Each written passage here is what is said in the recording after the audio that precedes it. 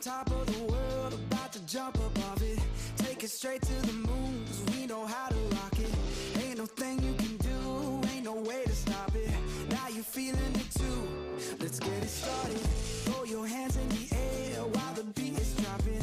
Acting like you don't care when everybody's watching. Just keep whipping your hair like that, you got it. Yeah, you're feeling it too, let's get it started. I'm ready, ready. Let's get it, get it.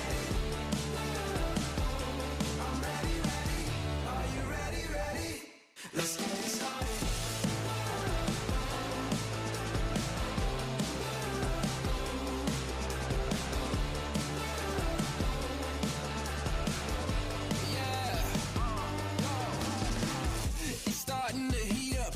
Charts off the meter, turn it up, blow the speakers, make them all to believers, break through the surface, tell them open the curtains, give them all what they wanted, yeah, now let's get started.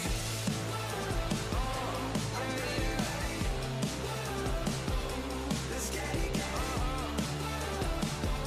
I'm ready, ready. Are you ready, ready? I'm ready. Let's get it started. I'm ready, ready. Let's get it, get it. I'm ready, ready. Are you ready, ready? Let's get it started. Let's get it started. Let's get it, get it. Let's get it started. Let's get it started. Yeah. Give me something new. Time to break it loose. Take it to another level. Now we on the move. Shout if you coming with me. Going over the limit. On your mark, keep it steady. So tell me, are you ready? I'm ready. Let's get it, get it. I'm ready. Are you ready? Let's get it started.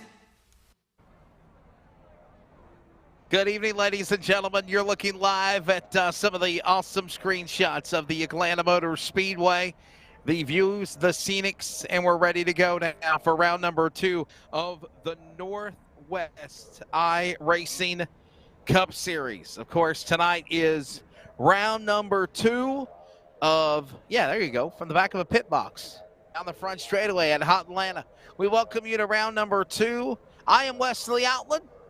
Up inside our broadcast booth, Justin Prince will be joining me very, very soon as we get all the formalities out of the way. We welcome you to round number 2 of the Northwest Racing Series Cup program, Season 3, first season in the next-gen car. And, of course, we look forward to bringing it to you. This is iRacing on LSRTV. And, again, as I said, Justin Prince will be here very, very shortly. We're getting ready for qualifying. On track, drivers meeting is about to wrap up. Here's your race 411 down on the bottom left of the monitor. Practice session is just concluded. Drivers meeting happening now. Then they're going to have the lone qualifying session. Qualifying will then put themselves into a 135 lap race, which is a race just shy of over 200 miles. 134 laps is 200 miles, so you're going to go basically 135 laps, which is 200 plus a mile and a half extra. Let's take a look at the M&L Performance weather conditions, and it is a wind speed of 4 miles an hour. Ambient temp is 81 for today's race sim. Partly cloudy skies. Track temp at 100 degrees, 19 degrees above the ambient temperature, so the track is definitely warm. It's hot. Tires, Hot Atlanta, it's all coming up. Round number 2, qualifying. When we come back, this is iRacing on LSRTV, the Northwest Racing Series. We're glad you're here. This is our series. So many different pieces that you have to watch out for. Where the stakes are always higher. $300,000.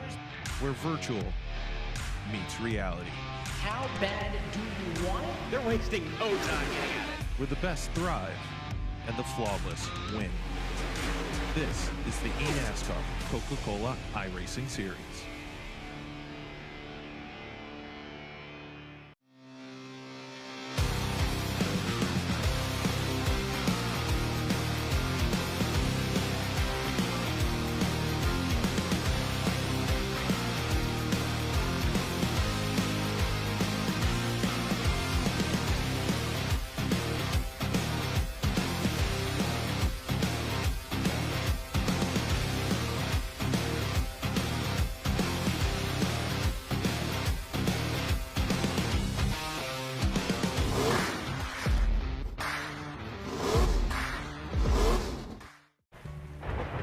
Storms have caused damage to your property, contact 811 before you begin your cleanup.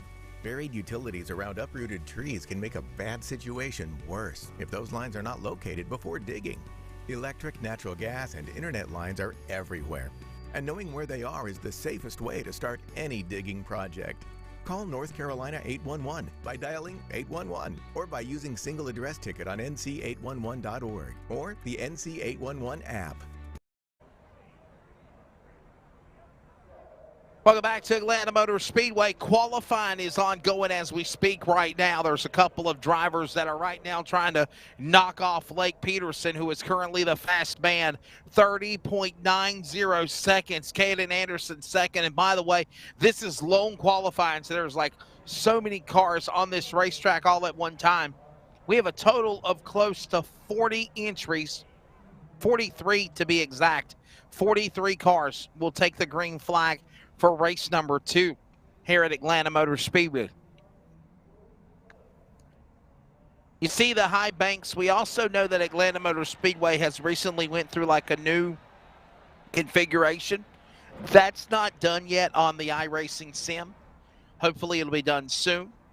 And this track is always exciting. It's always fun. I've liked Atlanta for a very, very long time. And I think we're going to have the same thing right now tonight here. Lake Peterson out in front, Caden Anderson second, Dennis Moore just right now. Some of the drivers at the top of the board in qualifying as that's ongoing. So right now, as it stands, we had a pretty controversial finish last Monday night in the conclusion of the Northwest Round 1 at Daytona. They gave the win to Cole Raz. It is also now being implemented, I believe, in the new Northwest Racing rule book that going backwards after the conclusion of a race is not allowed until after you come back around and you cycle when the race is over. Basically, we had an incident where Cole Raz won the race at Daytona, probably the biggest of his career, slammed on the brakes, quickly turned around going backwards down the track when cars were still racing to the start-finish. And a warning was issued. It's been given to everybody, a stern warning.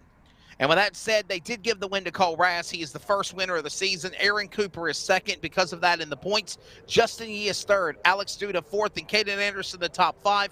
And I will tell you that there is a two-way tie between Raz, Cooper, and Yee. 3 points back. Obviously, 5 points back with Duda, 6 points back with Anderson and Peterson. And the top 10 separated by 10 points. We're understanding that the field will be gridding any moment now as qualifying has concluded and Lake Peterson has snagged himself another pole for the Northwest Racing Series. Lake Peterson, obviously one of the greats, one of our awesome drivers we watch here. And of course, Lake Peterson is going to be the man that will bring them to the start unofficially as qualifying has now concluded. They're about to grid 43 cars. Round number 2 here tonight at Atlanta Motor Speedway. We skipped that West Coast swing. That was, of course, like the real NASCAR Cup Series where they went to Auto Club in Vegas, like you saw just a moment ago with the Sim 500 League, and also Phoenix. And we're at Atlanta. And we're ready to go. Team 126 Racing starting lineup is upon us as the field gets gridded on the front straightaway here at Atlanta. Here's your starting lineup. Lake Peterson on the pole in the 9. Caden Anderson outside in 37 from Yakima, Washington. Row 2, Dennis Moore in 44. Casey Garber 94. Row 3. Lake Peterson of the 9, Caden Anderson in 37. Row number 5, Lake Peterson. Row number 3, Tristan Wood, Jeff Stabnow.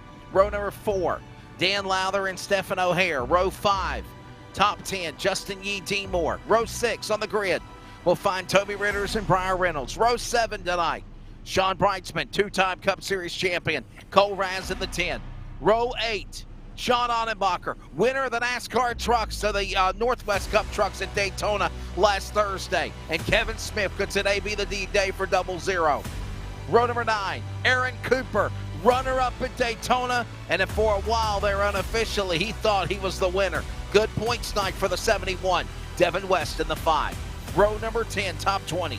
Brian Barnes in the 4. The Catman's in the house. James Vining, 333.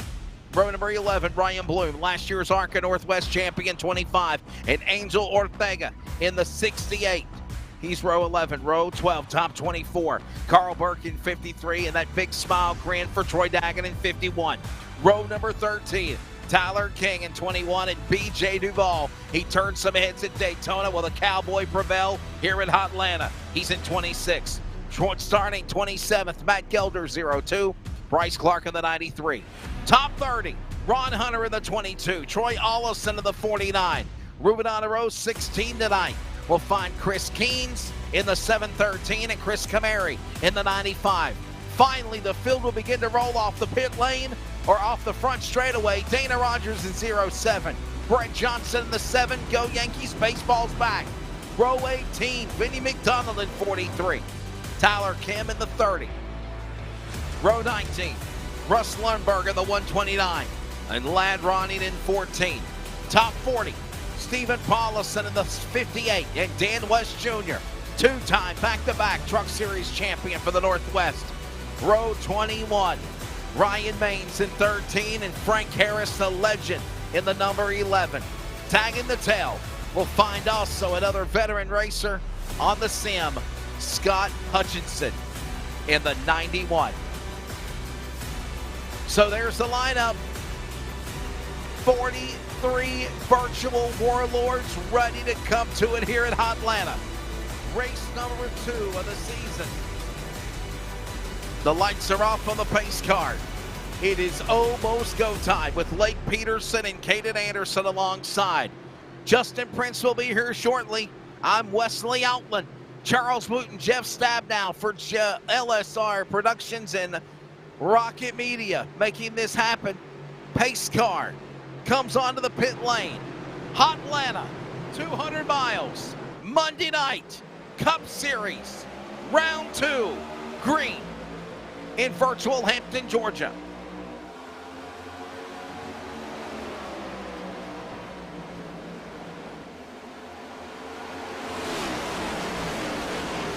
Field works off the back straightaway, and quickly Lake Peterson will go to the lead. Anderson behind him, a cat's whisker, a half a car length back. Garber to third. Ansi in the middle of that pack is Stabnow, also under pressure by Wood, Lowther, O'Hare, Moore in that group. One lap in, no harm, no foul, and Peterson leads them on the opening go at Atlanta.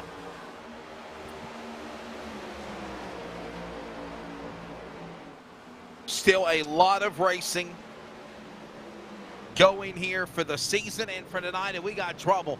Big problems.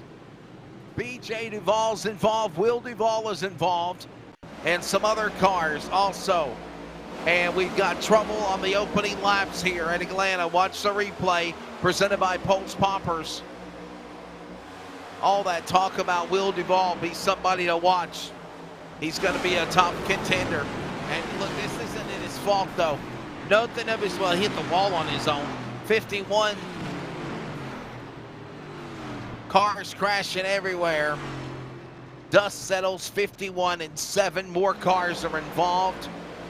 That includes Troy Daggett, Brett Johnson, Russ Lundberg, Ladd Ronning, and B.J. Duvall, the numbers of these drivers in this accident.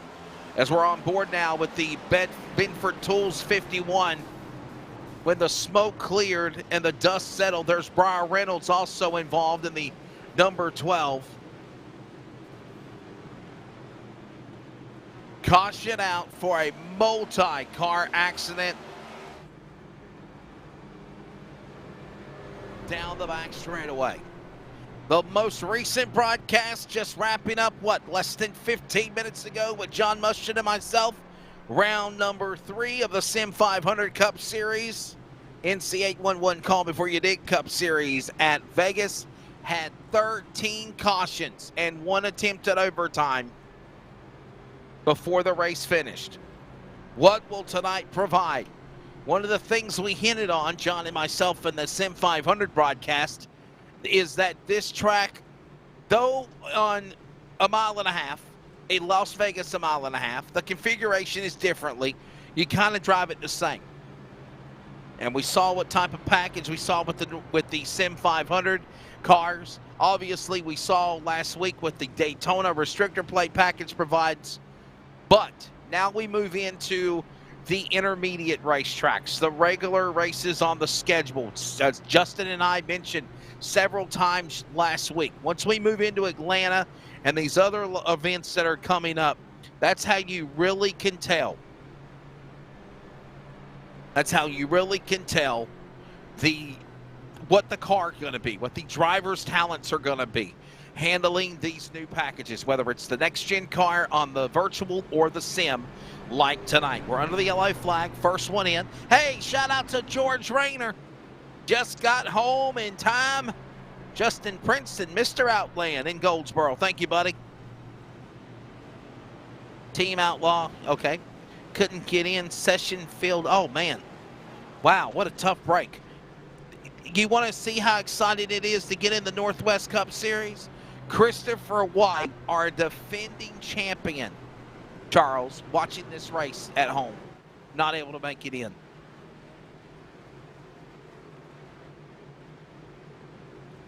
Couldn't get things filled in here, so for sure. Yeah, we're still under the yellow flag. We'd like to welcome you inside to the broadcast center. I am Wesley Outland. As the field will get ready to come back to restart in just a few moments, it will be green flag. And, well, I think, are we still under caution? We might be ready to come back to green flag. So we're actually getting ready to bring the field back to the green flag. And it's going to be, of course, Lake Peterson and Camden Anderson alongside. Hello to all of our viewers, our listeners on the Community Radio Network. You know what I look like now. Justin Prince will be here directly. Thank you, Charles. Pace car is in, and let's go back to racing. In with Peterson on the inside. Snell's pace on the field down to the inside. He'll make a run on Anderson as they'll work their way back down the front stretch off of turn 2 now. Back straightaway, holding them off, looking a little contact, and there's one car turn. We're wrecking again on the back straightaway. Trouble, and it's Wood, Christian Wood, the Wood Motorsports entry, number 57. Second verse, same as the first. Quickly green flag and caution out for the second time. Here's your replay of what happened. Dennis Moore on the inside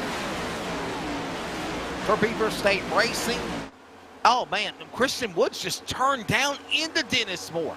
What a save the 44 made to avoid getting caught up in that. And then all of a sudden, Briar Reynolds in the 12, you're starting to notice him pop on the bottom of the racetrack. Everyone else, Sean Breitzman and others, on the binders to avoid the calamity.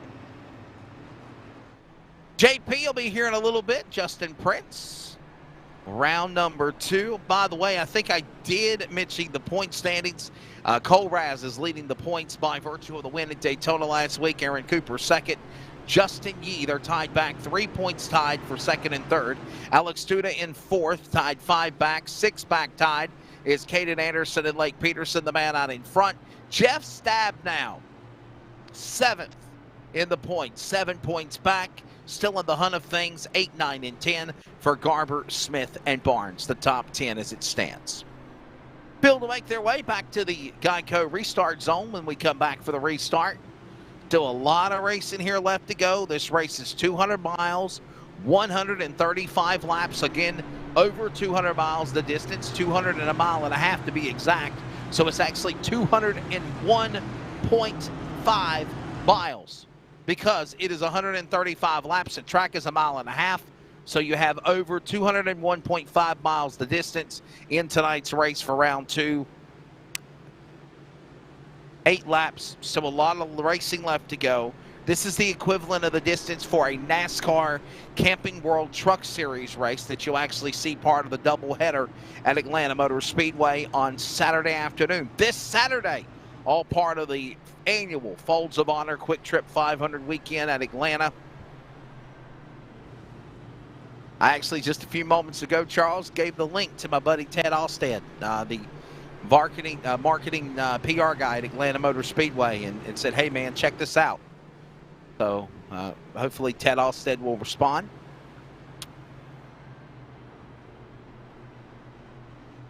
Lights are still on the pace car. By the way, we're also live on the Community Radio Network. This is the first of our CRN broadcast coverage of the week. I cannot tell you how many people enjoyed having the iRacing esports coverage back on Community Radio Network.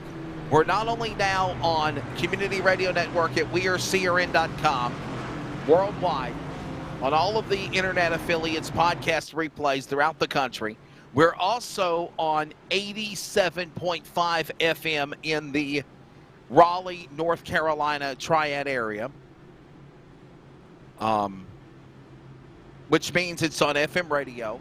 So somebody might be actually riding in their car or on Uber or just, walking down the road on this cold March night and might be taking a listen to it. So we're excited with what we've done, and we enjoy this expansion with CRN and LSRTV and Northwest Cup and Truck. This is their premier series. Of course, we enjoy the Sim 500. We enjoy LTAC. We enjoy NASRA, Power I. But the premier series for live sim racing was the Northwest Cup and Truck Series. And we're excited for 9 seasons for the truck seasons, 3 seasons for the Cup season, 1 year with ARCA. I do know there's plans for at least a Friday night special series, I think the call is. And we'll try this again.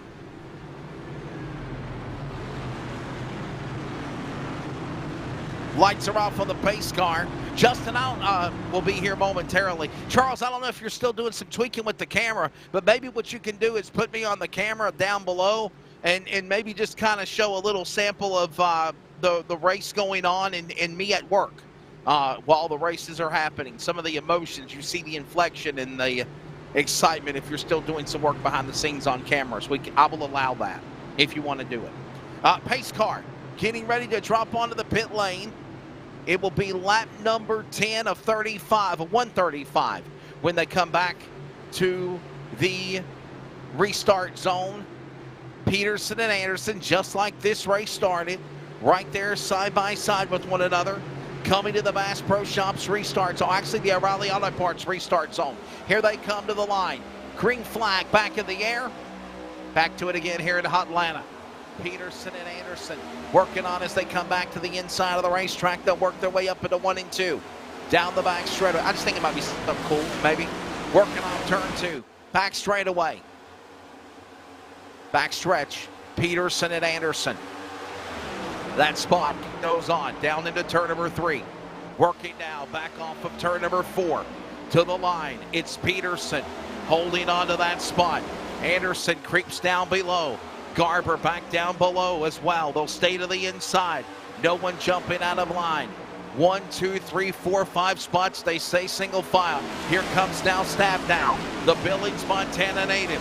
He'll peek down to the bottom of the racetrack. He's looking now for third. One car goes below the gap, shoots to the inside, falls back 5, 6 car lengths back on the pack, gets momentum on the inside, bottom of the apron, and still keeps going.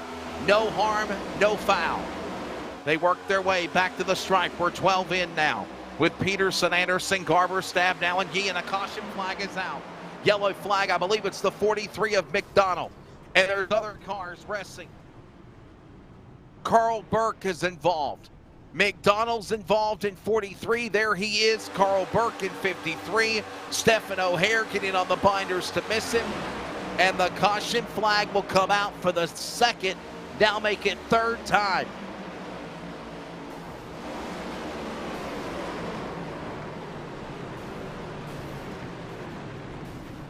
Yellow flag waves. Oh my goodness. Will Duvall, he can't get no break. Will Duvall in the wall. Remember, they are allowed the fast repair. Just dreadful that they're using them early on in the going. My goodness, wow.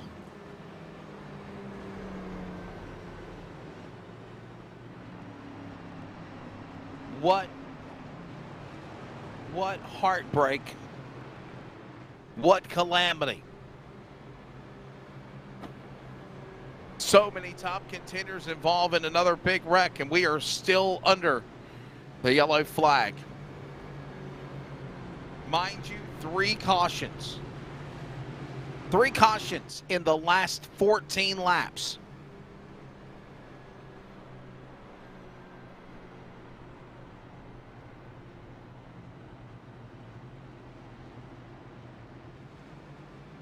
So the field will get ready to come back for restart with, yeah, the lights are still on the pace car. They are. We're still under yellow flag, lights on the pace car. Lake Peterson leads.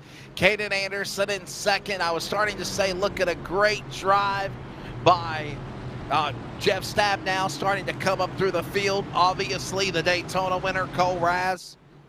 I'm sorry, it was Casey Garber in that dark car, the Stealth 94 machine of Casey Garber. We're keeping this on going, and let's have some in-car communication real quickly and talk to the man that's on the racetrack in the top 5 right now in 4th, Jeff Stabnow. Welcome back to the series. You got a good run for you right now at Atlanta. Well, I don't know that anything can be a good run. I don't think we've made it 2 consecutive laps in a row without a caution being out. But the good news is I haven't had a chance to lose too many spots yet. Well, I will say that it's a good way to start the season. You're in the top 10 in the points. You had some strong runs in the Cup car and the truck last week at Daytona. But it's like what me and Justin talk about, Jeff. The real season starts now. Yeah, absolutely. And, tonight's going to be, I think maybe we'll see some different people having a good season. These are a little bit different car. You really got to drive these cars. They're a handful, man. You can't just drive them like the old Cup cars. You got to be up on the wheel. And we're seeing guys struggle with that tonight. So, unfortunately, some guys are going to have a bad start to their season, and it's not going to be their fault. Yeah. Hey. What's it mean to be back here, dude? Seems like it flew by. The winter months were exciting. Northwest Pro Late Model kept us entertained for that Pro Sim Series, and now we're back at it again. And I say this humbly. We'll be November before we know when the season's over, but we got a long, fun, and exciting close to 30 weeks with us every Monday and Thursday night.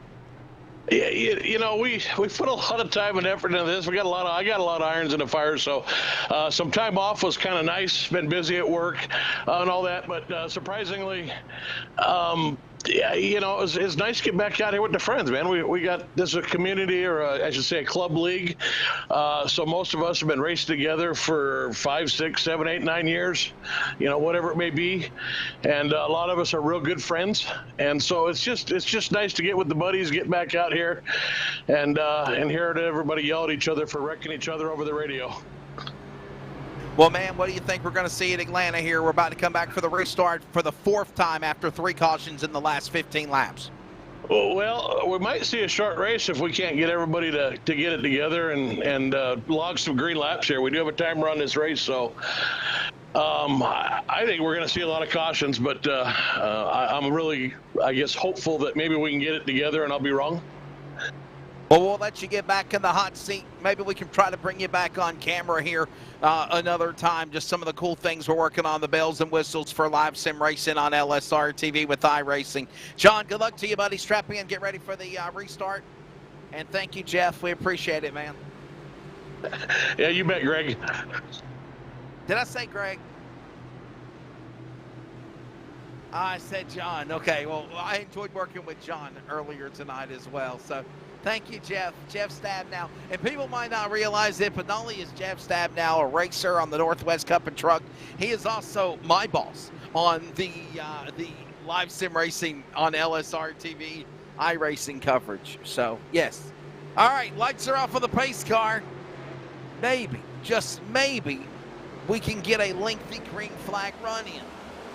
By the way, I understand Justin will be here directly. Green flag back in the air. We're back to it again. Peterson pulls away. Garber now up to second. Anderson outside lane. Up to third. Holds that line. Bottom, Garber. He'll run now. Stab now would help with Anderson up on the outside. Atlanta is one of those tracks where you think of the word precision banking. And Justin Prince and I will talk about that numerous times tonight. They flash across the start-finish line. Back up to one. With the man, Peterson leading. Anderson out of P2. Stab now, falling there, he goes to third. Garber losing ground. So bottom, below the apron problems. 2-3 cars with issues. Toby Ritters, it all started with 23. He saves it. They all save it. No harm, no foul, and we stay green.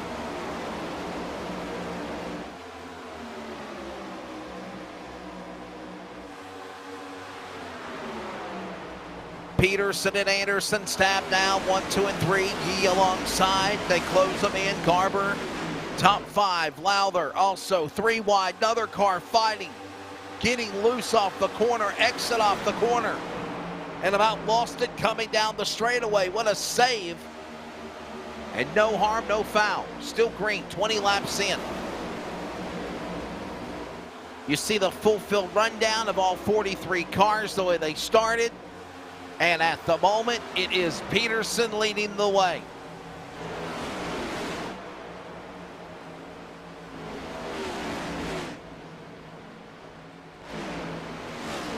Oh, my. Cars smoking.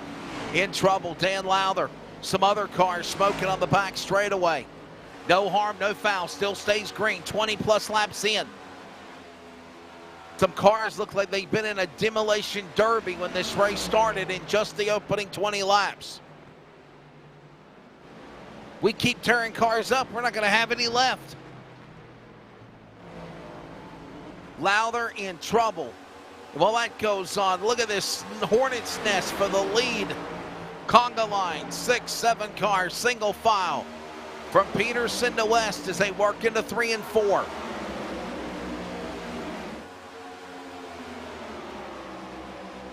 And they work their way back across the start-finish line, back into turn number 1 and 2. Peterson and Anderson. Yee now closing in. Remember, he put on a wild show the other night of the truck race. This one car bobs and weaves. And I bring now the second member of our broadcast coverage on iRacing on LSRTV and for the Community Radio Network. Good evening, Justin Prince. Welcome to Atlanta. Thank you so much. And so far, when it comes to this racetrack, one of the major notes we're picking up on is the difficulty to try and hold on to the grip. That's been a major talking point for some entering this week in official racing. This is not the easiest track to grip up in, and we've seen it impact such as what's going on amongst the battle around 9th on back. It's getting dicey, and for some, they can slip and slide like down the back straightaway we just had Toby Ritters do. Sliding away for the Clifford entry, King of Beers, number 23. And all the while, that continues on.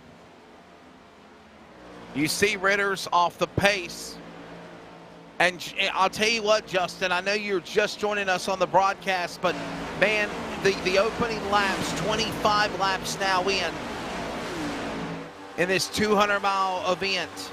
We've had cars, we've had wrecks, yes, but we've also had 3-4 cautions in the last 25 laps. And in addition to that, you just mentioned Ritters getting sideways. Justin, that's been a premium. We've seen cars exit off the corner and they lose it. Is it handling? Is it the setup? Is it just trying to figure out this new next-gen car? We're not super speedway racing no more, my friend. It's a mixture of all of the above, Wesley, when it comes to this type of car, because on cold tires, it's very slippery. It's not easy to be able to keep your foot in it into the corner. The problem is you take your foot out of it, you're also likely to go sideways. So you're basically trying to hold on for dear life there. You also have the difficulty of trying to run with more lower downforce compared to past years for some of the drivers, compared to the final years of the Generation 6 era on the speedways, such as Atlanta Motor Speedway. You also factor in as well the potential handling that can come into play. We're trying to figure out the balance of the car to make sure you don't have it bottom out, but also have it where it's sealed, so to speak, with all those parts underneath the chassis. It's not an easy task. And for some drivers, it takes a lot of time to figure things out. And for drivers in traffic, it's easier said than done with this type of a track, which with this car has been a top dominant type of facility. 28 of 135 laps. Justin Prince, I'm actually glad you're here, buddy, because we were worried if we were going to go green caution, green caution, green caution. We finally, no, I don't want to jinx anything. We finally have a very lengthy green flag run back underway for at least over 15 laps since lap number, lap number 13 or 14. Good rhythm in regards to this battle scene amongst the battle going on around the race leaders. Keep in mind, like Peterson, who made his name winning a certain race, has been able to get himself the good distance. Justin Yee playing good defense, though, Wesley. He's been someone making the rounds in sim racing as of late, with some top teams to try and make himself known for potential runs in eNASCAR or for qualifying series competition. Caden Anderson, who's been taking a lot of liking to official racing, trying that high side, can't get it to work with the traffic around them. Finding a way to go around that slow car, lap traffic up on the outside, and Caden Anderson used it. Meanwhile, battle going on there, lap car in the way of the leader. Peterson clears him. 2 for 1, if you will, with lap traffic in the way, in the mist. Here comes now Justin Yee running down Ritters. Anderson will play wingman and follow, along with Garber in that stealth black looking number 94 down to the inside. Trying to throw the block on Anderson is also now Ritters. Lap car up on the outside. Now Garber going to the bottom. Stab now will follow, and all this goes on, Justin, as we approach lap 30 complete. This is around that point where for some of these drivers it can get very tricky at the run with the amount of momentum carried around. You reach that point where you have to check up, where you have to fight. It can cost drivers time on the circuit. Most of the competitors have been electing to stay around the bottom, have noticed in this portion of the run. Peterson leading those drivers towards that bottom side. Others like Devin West in the wall. He slides. Kevin Smith. Smith to the inside. No caution yet. We stay green for now. Remember, they're down below the bottom of the apron. Only thing bad happening is Hermiston, Washington native Kevin Smith tearing the complete front end off of that new next-gen Ford Mustang body. He now brings that damaged and battered GT below the bottom of the apron. He'll come to the pit lane. JP, you know he's got to have a fast repair, and that's disappointing with still 100 laps to go, over 100 laps to go, and you got to get a fast repair to get back in the race. And under green on top of things, that's going to really make things difficult for him. And keep in mind, it's a 3-tire sets in the pits race night tonight. In other words, you have to use a set in this type of a run. You're going to be on the back foot for your strategy later on if you say need that set for a late race restart per se. As we take a look now with Anderson trying the high side out of turn 2, just not finding the speed he's looking for, will ramp off the exit. Closing in on 100 laps to go. When they work their way back to the line in a couple of more laps, it's still Anderson. There you see his car. The CAD entry, Caden Anderson, abbreviated, in that spot. Garber right behind him. That is a lap. There's Yee, Justin. Justin Yee, man, he turned some heads in the Cup race last week and then just fell back and had problems. Wants to turn things around. Yeah, that's just the nature of Daytona, right? Where you never know what can happen, where you end up putting yourself in the midst of the hornet's nest of the pack. You might not be able to find your way out of the bee's nest, and you end up getting stung by 1,000 hornets and wasps. For Justin Yee, this is more his speed, more so where he can just run his pace, show that talent, fight with someone he's been working with more and more as of late in Lake Peterson. And he's pulling away from the battle for third because Anderson's loose off 2 into 3. Casey Garber's to the inside of the 37. And mind you, Justin, that we're watching all this craziness happen. You've got to be able to hit your mark. Obviously, the way we race Daytona is a totally different mindset. Get last week out of your head. I mean, it was fun. Don't get me wrong. We love it when you do the super speedways. But the way they do Daytona and Talladega, Justin, is a completely different animal, completely different setup, completely different handling of the way they handle things here in Atlanta. And right now, I believe this race tonight is put back into the drivers in those I-rigs and how they're going to be able to get around here to be at the top when the checker flag falls. You're right on that point. In this type of a racetrack, this is the old Atlanta, remember. This is not That's right. That's right. real action in about a weeks or so time where there's the repave and it's projected to race similar to a super speedway, but this weekend. Yes, at a smaller distance. This is the type of track where, with the low downforce, high horsepower package with the next-gen car, you have to battle it out. You have to really manhandle this machine. It's not an easy car to drive. We've seen that in the past. We've seen drivers at the top levels of NASCAR struggle to get a handle of this car on this package. This is not the easiest drivers, or rather the easiest car, to sort out and master. You need to have time and repetition. And for some of the drivers, such as we're seeing for the top 6 competitors, they've been able to show they've got that preparation for this week. There's Anderson and Garber, one behind the other. That's going on for 4th and 5th. We've closed in on under 100 laps to go, but there's still a lot of racing remaining. You have to think about the potential pit strategy with how many cautions flared up early on and which drivers may or may not have topped off, wanted to keep the track position. That's something you have to factor in as well. Keep in mind, these fuel tanks much bigger compared to before by a couple gallons, so 20 gallons or so in the tank. So depending on how these drivers fare out, they may be able to go a little bit that extra distance longer compared to what they could have done in the Gen 6 car. That's something you have to consider, Wesley, as a competitor. But for the battle for the race lead, Justin Yee's got the run. Peterson's giving him space. Peterson runs the middle. Yee tries to run bottom off of turn 4. Timing and scoring will show Justin Yee in the 66 car, but he's actually in that white and black number 64. The 8th entry. The 8th year entry Camaro trying to close in on the Hooters ride. That looks similar to, if I remember correctly, Justin, that Hooters number 9 is a throwback to when Chase Elliott ran that Hooters car, I think it was 1 or 2 years ago, at Atlanta Motor Speedway, as a matter of fact. Bit of a grass kick up for Justin Yee, but you're right in terms of that paint scheme. Remember, that was a part, even following a fan contest has picked that design too, remember. Yep, I remember that, yep. He's been able to really use the clean air to his advantage. Justin Yee slipping and sliding to the dirty air to the backstretch. And all the while that goes on, they'll work their way back around the corner.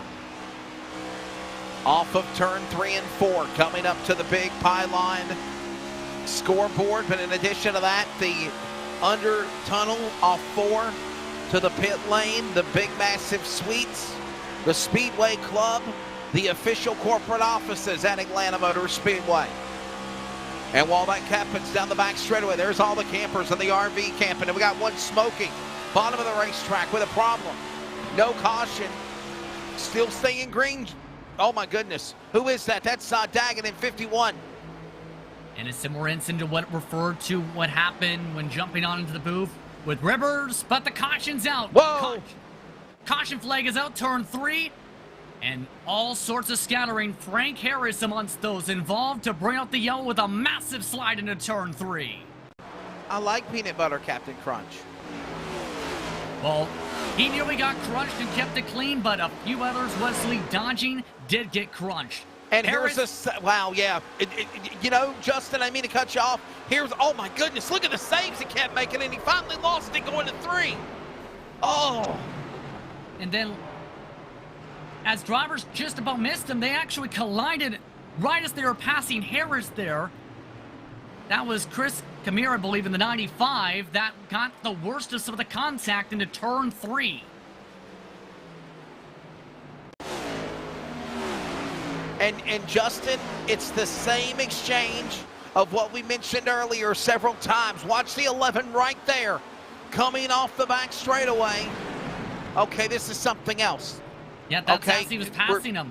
Yeah, we're seeing another car. Yeah, the 95. But I was going to say, watch again Harris's car. I mean, you got to give him an attaboy for trying to save the car, because he finally lost it. He was fishtailed all the way down the back stretch here at Atlanta Motor Speedway, and finally looped it around going into turn number 3. But Harris and all these other cars, Justin, it's a product of literally what we've seen so many times, whether it's the handling, whether it's trying to figure this track out, hitting the bumps.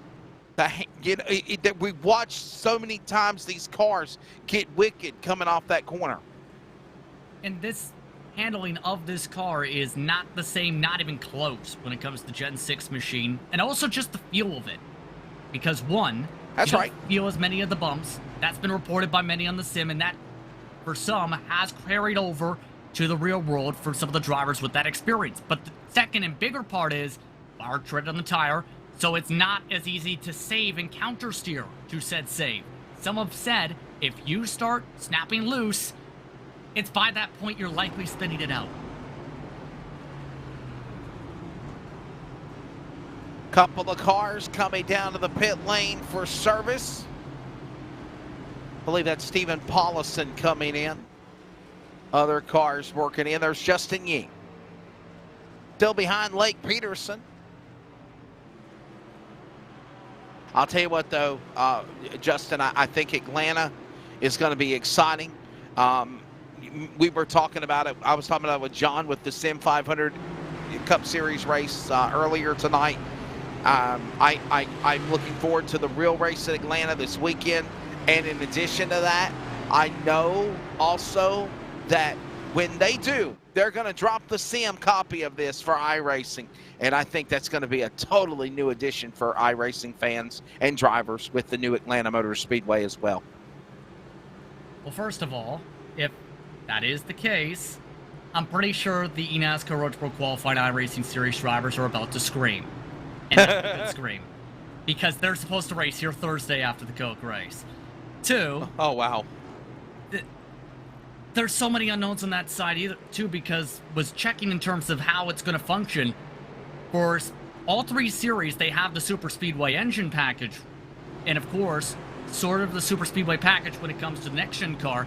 But I found it intriguing with the Xfinity car in particular, where they mentioned that they'd have the Speedway configuration, but still with the Super Speedway engine power. I just found that intriguing in terms of how that was phrased. You know what I mean?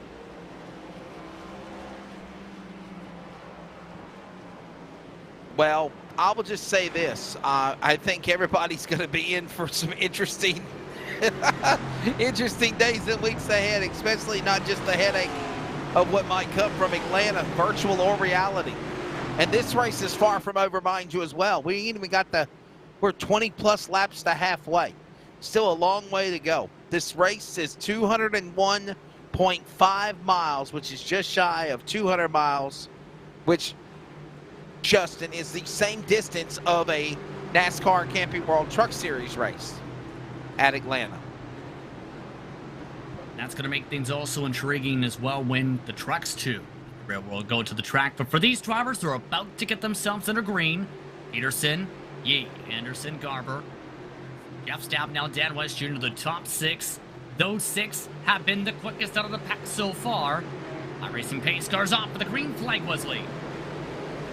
Field back to the O'Reilly Auto Parts restart zone, and here they come back up to speed. Closing in on lap number 50. Not got to wait a lap or 2 to come up to speed or full song like the restrictor plates at Daytona last week. They quickly come to the whip off that second turn. Peterson, 2-car links back.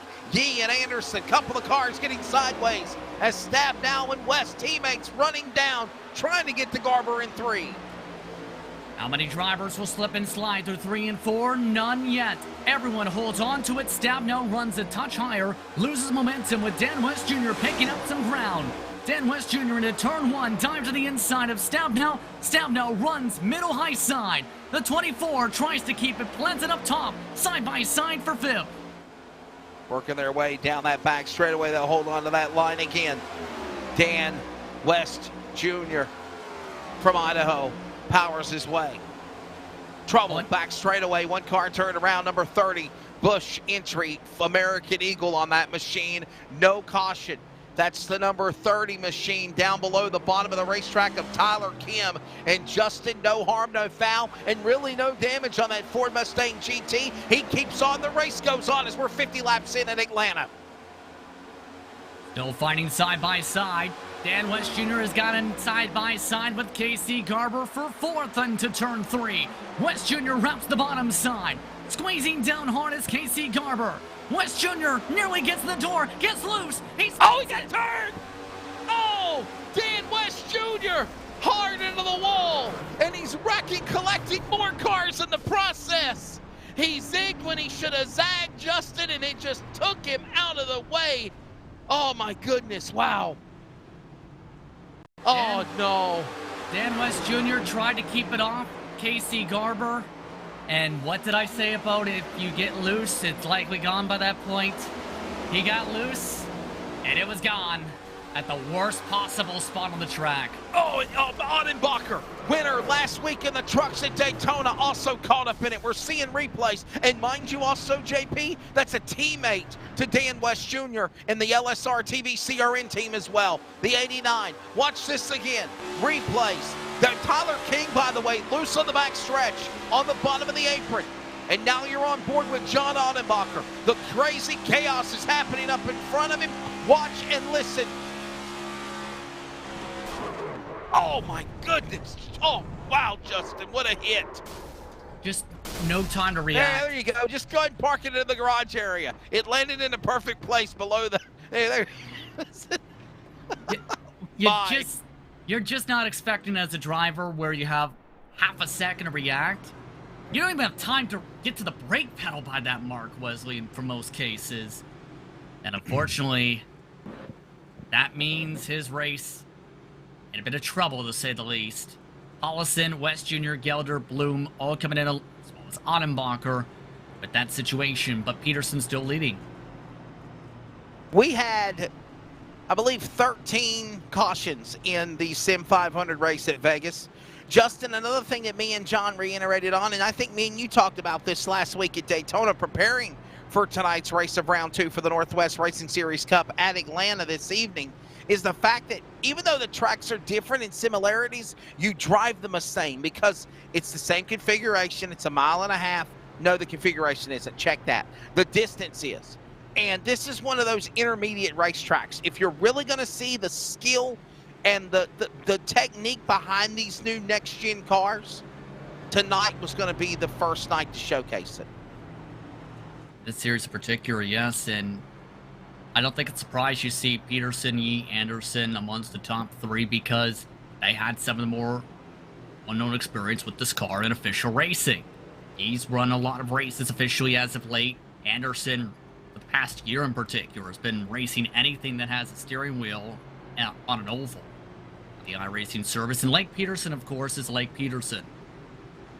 So you have 3 talented drivers inside the top 3. You add in someone like KC Garber, who showed good speed in the Gen 6 car on the speedways in the past. You have Jeff Stabnow, who's been really impressive, I will say, to be able to be this strong on short run in particular. You have some very talented drivers up here who know what they're doing to be able to hold on to this car and are really showcasing that they have this talent where with the Gen 6 car in the speedways in the past, how do I phrase this? It was more so a track position situation than what we're seeing now, where if you have the talent, yes, track position still matters, but you can still slice and dice your way to the pack if you know how to drive it.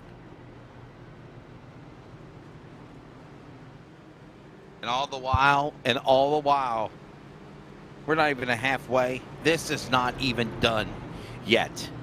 Welcome to our coverage on the Community Radio Network. We are CRN.com and it's CRN Sports. I'm Wesley Outland, Justin Prince alongside. We're also live with our video coverage at iRacing on LSRTV. More details at LiveSimRacingTV.com, the new enhanced website. In addition, at LSRTV on Facebook, Twitter, and Instagram. And we're at Atlanta Motor Speedway. And before the lid lifter for the first time this season at Atlanta for the Cup cars, this weekend for NASCAR, the Northwest Cup Series invading Old Atlanta, and it's not disappointed yet. 55 of 135 laps completed when they come back to the O'Reilly Auto Parts restart zone. Let's set them up here for you on the top 10. It's Lake Peterson leading. Justin Yee second, Caden Anderson third, Casey Garber fourth, and Jeff Stabnow the top 5. Dean Moore, Brian Barnes, Carl Burke, Frank Harris, and Devin West right there, ready, nestled, back in the saddle again.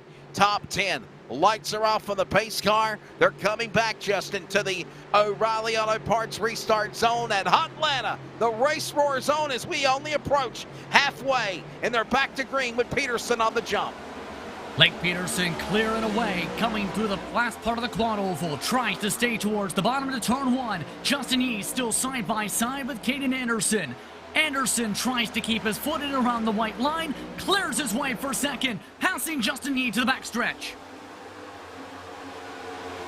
Peterson stays on the outside lane. Anderson stays on the bottom. Yee, header fire popping from that car just like a real race machine, and that Chevrolet Camaro up on the top shelf.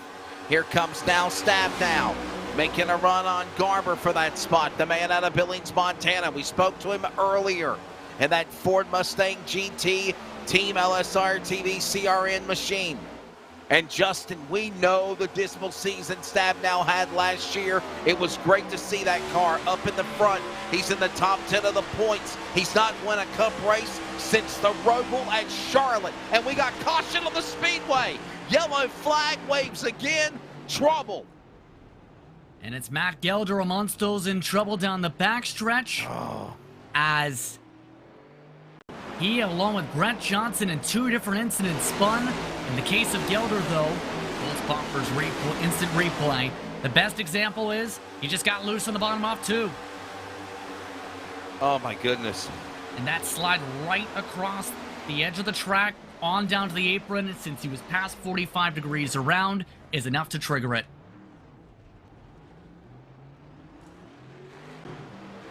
Caution flies again. 60 laps in, we're approaching. Peterson is the man leading. Anderson, Yee, Stabnow, Casey Garber, your top 5. Cars will probably pit.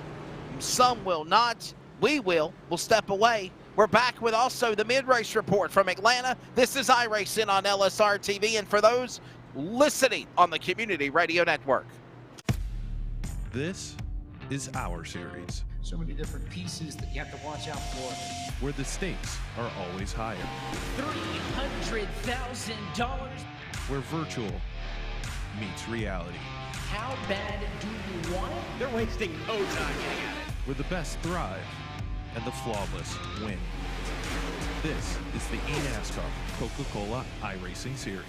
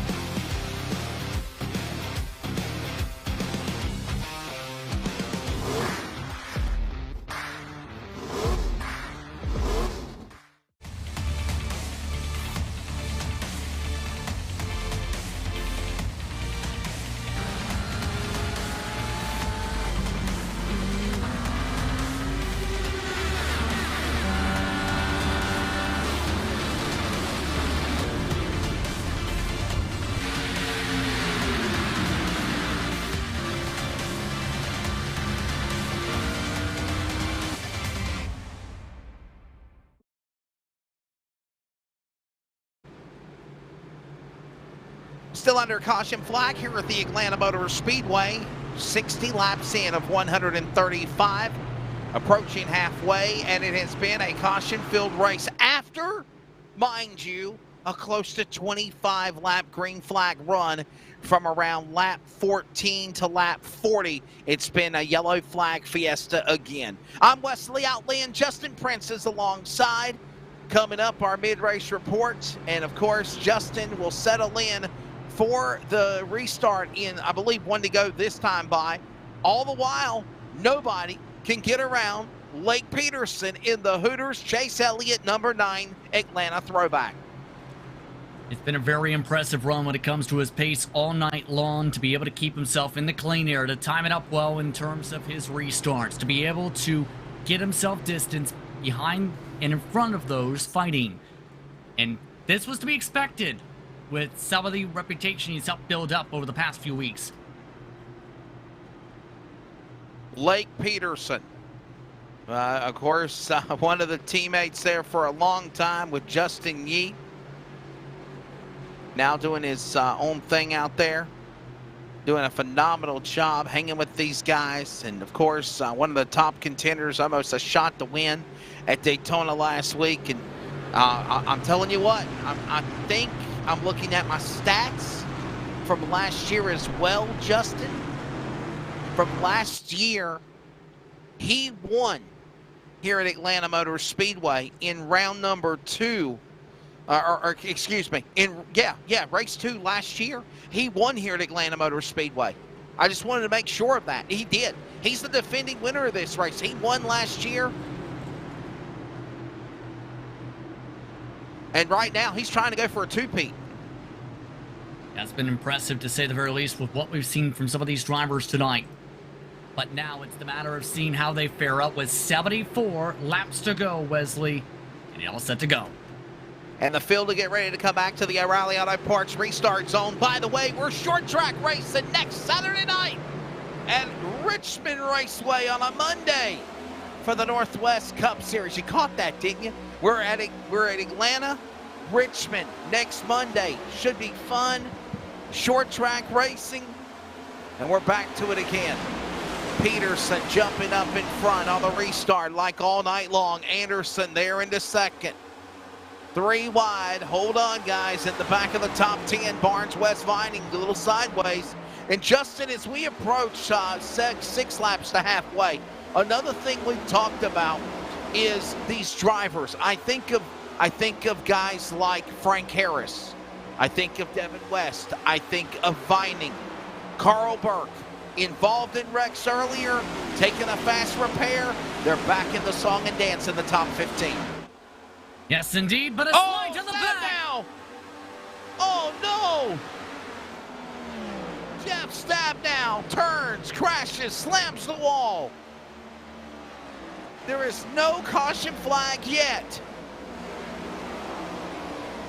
My wow. goodness. Some people just got lucky. Jeff Stabnow just did not get lucky. A massive slide, a massive slam to the backstretch wall. No caution. We stay green. Peterson still leads into turn 3, meanwhile, with Caden Anderson trying to find a way to build a run. I think we're trying to get our production truck to find the replay. We're going to show how in the world did Stabnow not bring out a yellow flag amongst all that crazy calamity that went on, not just to him, but everybody else. Maybe we can show you the live picture and the replay. Watch this. Look at this. Oh, my goodness. Just like several other times, Justin. And there goes another car spinning below, slamming the wall, crashing below the wall, slamming in the wall again. And they never threw the caution. Are you kidding me? None of them went around 45 degrees, and that just is the simple thing. None of them went around that 45 degrees to trigger it, so technically, in the sim's eyes, and it's been. And that's and the they're also thing. below the apron. And yes, they're also below the apron. Exactly. Moore, look at that beautiful looking car, man. That number white 33 Chevrolet. Moore. Watch it to see what he can do. Copy that. Moore inside, outside lane. Getting passed by Ryan Bloom. That's something when it comes to Ryan Bloom. He may have some damage to the rear end of his machine affecting his spoiler, but he's one of those who topped off a little while ago. He's on a different strategy and making things work. Meanwhile, making things work on the bottom side. Wow, that is Brian Reynolds making the pass on the low side, moving his way around a fairly damaged Dennis Moore.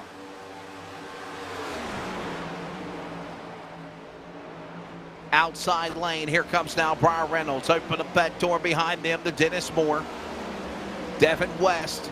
We saw what happened to him earlier, Justin, where he got literally fishtailed down the straightaway, lost the handling, shot the gap, went into the fence, car completely destroyed. I mean, that's a new fast repair on that machine, no question about it. One's allowed in this fixed setup series. Just after halfway. We're halfway home here in Atlanta. Once those trying to recover for Dan West Jr. scene as well. But keep in mind, Frank Harris, who spun earlier this race, he's in the top 5. I love it. I love my peanut butter Captain Crunch. All I can think of is, I'm guessing the pit lane opened at the right time for him to gain some of the track position back.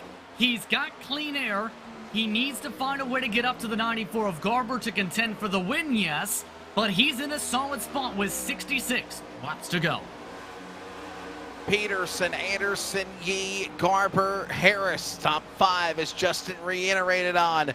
West, Barnes finding, and there is your yellow flag. Trouble, Brian Reynolds, Jack Daniels entry spinning down below the flag stand. And the caution will come out. Was there more cars involved? We will find out right now. We'll also set you in for the live sim racing mid-race report with Justin and I. But watch this, Justin. Brian Reynolds, behind him is Brightsman, or in front of him, Brightsman. Did someone help him? Oh, Dennis Moore turned the 12. Oh. Just got absolutely into the wall and just, as he was trying to save it, nowhere else for a lot of the drivers to go. Or getting the worst end of that is another caution and right around the edge of the fuel window, Wesley.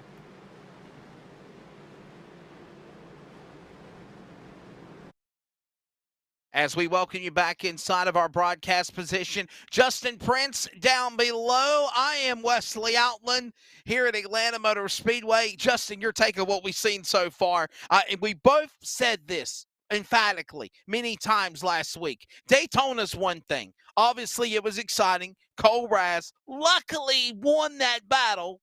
Technicality, he could have got disqualified if they wanted to be that way. But he got the win. But tonight, in this race, as we're seeing live pit stops now happen on the pit lane, we've seen all Lake Peterson. And second of all, we're seeing how these drivers are trying to adapt to these cars. Oh, we gotta. This was what we were expecting, I should rather say. Pardon me on that one. That is on me. But these drivers have been trying to sort things out themselves to be able to learn what they need to do to make sure they hit the right buttons. They make sure they hit the right marks on the track to be able to rotate, to be able to make things work for themselves here tonight. That's been the biggest challenge, Wesley. Yeah, the race off pit road. Looks like Sean Brightsman got ahead of everybody, Justin. I thought you were ending your sentence there, and I was going to just say that the race off pit road saw Sean Brightsman get up in front of Lake Peterson. A couple of cars did not pit, like Caden Anderson, Brian Barnes, Matt Gelder. But listen, we've had guys that are like, and we said this last week also, Justin, drivers that we normally don't see get in the spotlight. They're getting in the spotlight tonight, and they're showing their shine, showing their chance to shine in the Northwest Series, which now, last year, years past, 4, 5, 6 drivers, they got a shot to win. Now you can open up the entire 43-car field to see somebody win this race. This is the year where, because everyone's on a level playing field, essentially, trying to relearn this car, this is the year where if you're a competitor, you have a chance because everyone else is trying to learn as well. Try and find what works, what doesn't work, how to be able to manage the car in traffic, how to be able to make sure you don't spin it on fresh tires, how to make sure you don't have a melee trying to overcorrect down the backstretch. That's such the major big part of things. And it's also finding out, can you make staying on tires work? Because the driver you're looking at on picture on the LSRTV video sign is Caden Anderson. Because of the tire sets, guess what he did? He stayed out. Brian Barnes, he stayed out. Matt Gelder, he spun out and still stayed out. Chris Kamir, he stayed out. Aaron Cooper, he stayed out. This is the type of strategy that is to be expected when you are trying to figure out what's going to work and what is not going to work. This is the time, if you're a driver in these next few months in particular, that anyone could win. I don't know if our producer, Charles, which, by the way, doing a fantastic job. Just check out some of the new bells and whistles is going on. But if he can show down below on the bottom left of the race monitor where the standings are right now, our race summary of the event as we are approaching halfway, maybe he can hit that graphic and have it post. I don't know if he can with a 3-camera on the screen at the same time. Oh, it would cover just so when we come back to full screen, which, by the way, we can do that right now. Lights are off on the pace car. He's Justin, I'm Wesley. We're ready for that, and that's been your mid-race report here at Atlanta. We're going to go back now to on-track activity.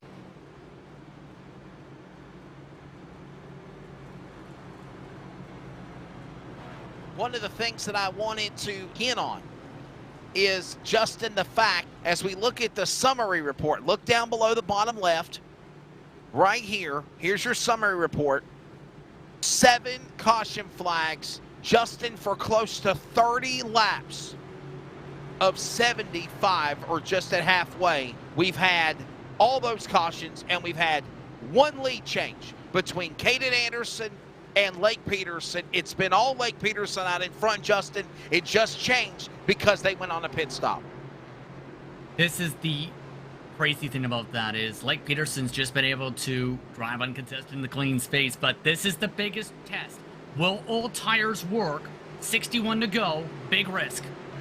Back to the O'Reilly Auto Parts restart zone at Atlanta. Second half underway here for this 200-miler event.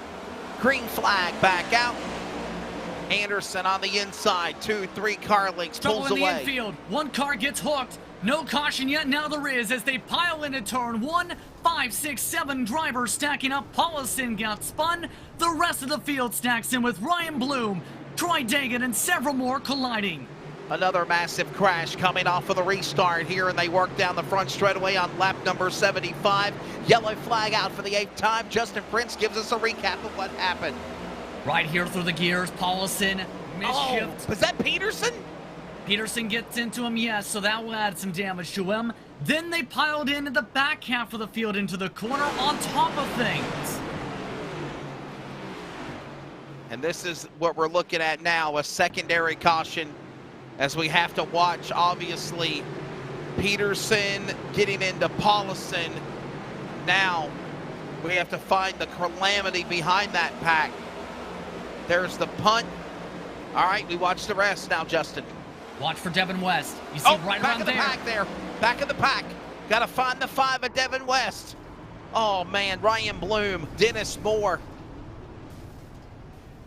They just have nowhere to go, a lot of them. Just have to slam it.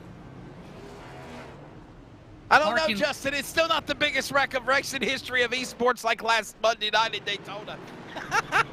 Yeah, there were a lot of demolished drivers, and now we're under caution with some drivers like Lake Peterson, as to be expected with that.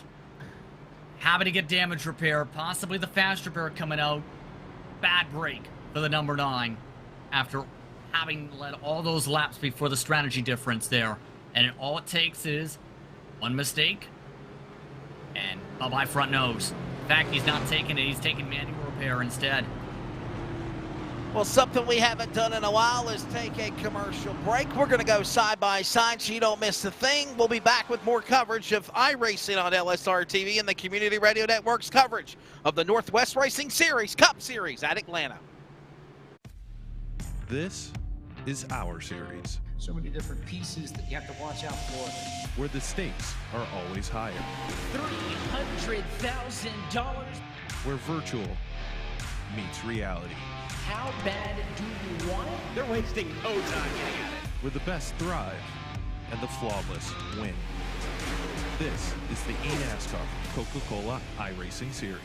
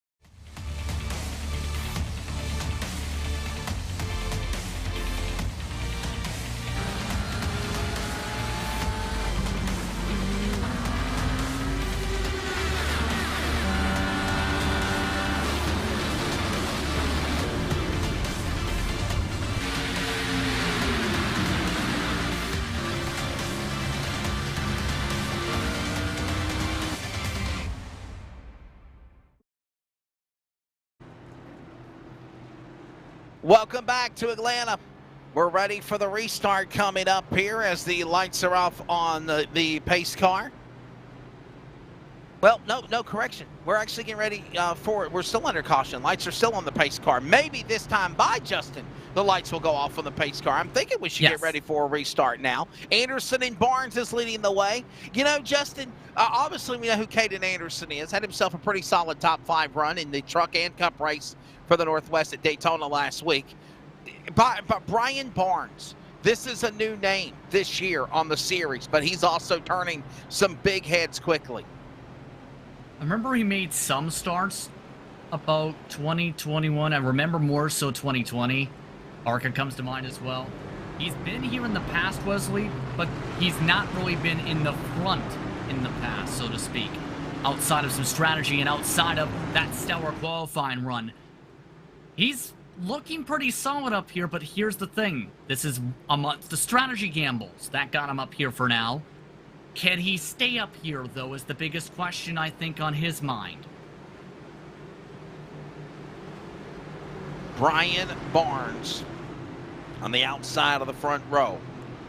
Caden Anderson, the man with the leader, he'll be on the inside. He'll have the opportunity to hit the gas first. Matt Gelder, Chris Kamari, Troy Allison, top 5. Sean Breitzman, Justin Yee, Frank Harris, Stan West Jr., and James Vining, top 10. We'll try to get settled in on a green flag run, and Justin and myself will give you a full-filled rundown of this race. And obviously the scoring ticker also shows it on the bottom left for those watching, listening on CRN. We're back to the green flag.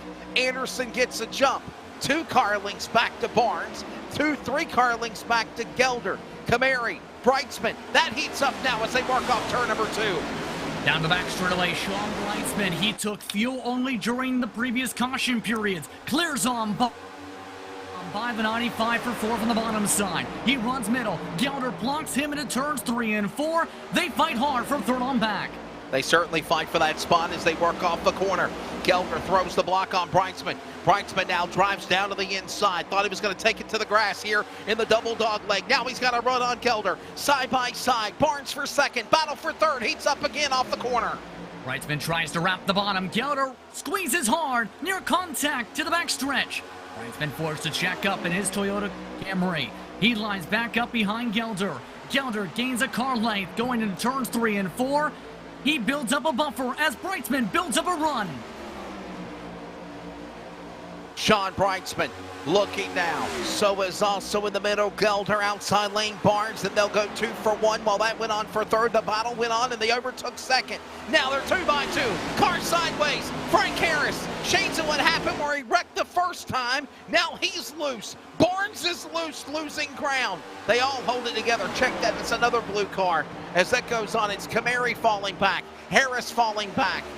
No harm, no foul. We still stay green. The battle for 2nd now goes on between Gelder and Breitzman at the stripe. Side by side with Gelder still at the edge for now. His UDOX machine tries to give the extra pinch to Sean Breitzman. Breitzman gets fed dirty air from Caden Anderson. Gelder gets the run. Anderson bubbles. Gelder nearly goes into Breitzman's fender as the caution waves. yellow flag coming out, stopping all of that excitement and chaos here for another caution, as it is for the driver of Stephen O'Hare, number 41, and it's a parking lot behind them as the dust settles. More cars involved. Multi-car accidents here tonight already at Atlanta, it seems like, throughout these now, I believe, 11 caution flags. Contact happened in front. Cole Raz trying to send it underneath Ryan Maines, and nowhere for the 41 to go as he slid down the track. And all three pile on in the bottom of the racetrack, with Raz turning it around and basically trying to do burnouts to get it back going. Charles, I've lost count. How many cautions is that now, brother? 10? 11? It's 9. It's not. I'm being a little bit more dramatic than it should be. It seems like it's that many yellow flags, but it's not. But 9 cautions, and there's O'Hare, man, all tore up. Bryce Clark, what about the big one on Thursday for the truck race? The big one for the truck race Thursday was entertaining, Bryce, but it was nothing. Justin, you can clarify on this and reiterate on it more. Nothing compared to that massive 30-plus car pileup at Daytona in the about midway through the race. Indeed, as pit stop, see Caden Anderson having to come down for that fuel. Going to have about a 15 lap or so difference on the tire cycle here with 50 to go. But in terms of the incident referred to, yes, the best comparison from virtual to real world in that would be that big one, that huge one is the better phrasing, from the Coke Zero Sugar 400, which was rained out and then delayed to the next day. That was ran in the daytime, where 30 cars piled on in. We had about that same number, and a similar circumstance of a driver getting flipped upside down in the middle of the banking. Yep, certainly did. But yes, Bryce, we had an interesting, fun time for the trucks. And by the way, the trucks will be at Atlanta coming up this Thursday night. Hope you can make your plans to join us for, of course, the coverage of what is the Northwest Racing Series every Monday and Wednesday or Thursday night. Hope you can make the plans to have us join you for coverage every week from now until mid-November. Again, if you want to join the fun on iRacing too, whether it's official racing, leagues, AI, and more, Justin, I apologize. Justin, I apologize. We are not racing at Atlanta this upcoming St. Patty's Day Thursday. We're actually at Richmond Raceway this upcoming week. We're at Richmond Raceway. I think you got ahead of yourself a bit with, you mentioned racing Saturday night on a Thursday. One of the fire breaks. Yeah. Lead-ins under caution, yes. But I can see your excitement with Atlanta and the hype built up with the repave. I don't blame you, though. Yeah, I'm ready to see what that offers, for sure. I'm ready to see, though, what happens up front, because all the strategies are mixed on up and then some. With the amount of incidents, right now, Wesley, we're down to 20 drivers on the lead lap currently, and plenty have already had to use at least their fast repair, plenty with significant damage. You have Matt Gelder, who's on 28 lap old tires. You have Justin E back to second on 15 lap old tires. You have Casey Garber on 10 lap old tires coming up with Lake Peterson, who has a crunched in front nose. You may as well just throw everything into a blender and say, this is your leaderboard.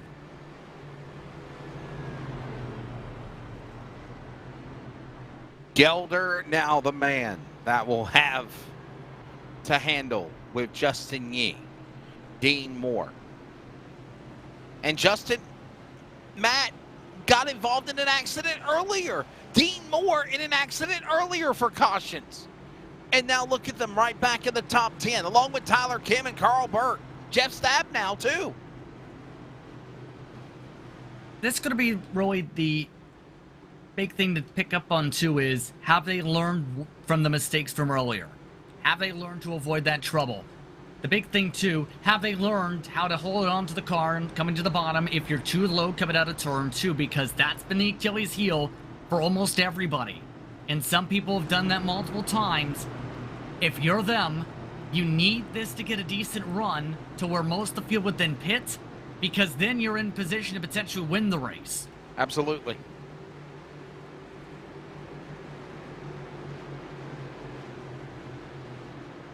Well, to find out which drivers, Wesley, have learned that lesson. Exciting and fun, and yes, enrichment will be on Thursday for the trucks, which it'll be fun. Atlanta does not disappoint. I'm sure they'll have them on the schedule later on in the year, and we go back for green. Gelder now. Man, what a great jump he got on the restart.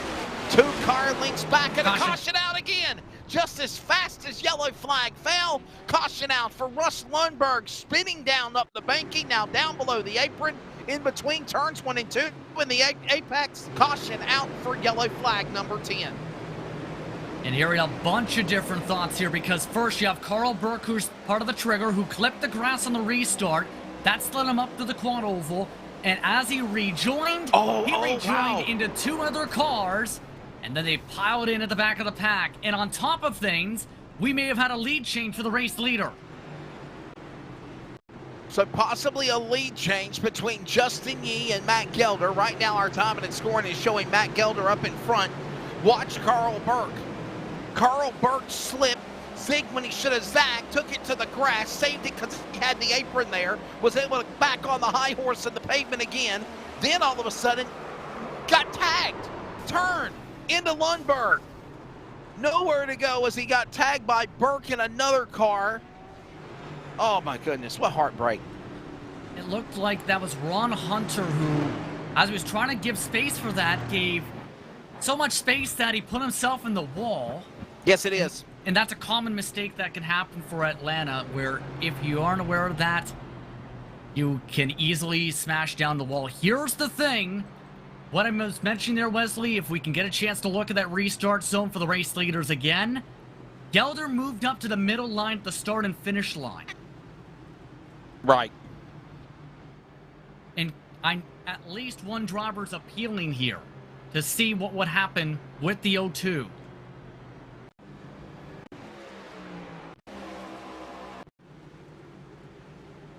And we'll take a look at this in particular on the Pulse Poppers instant replay. Watch once they get the launch under the gas and where the O2 travels, because that is something that can be discussed post-race. This is going to be something I think Race Control will look at for this view.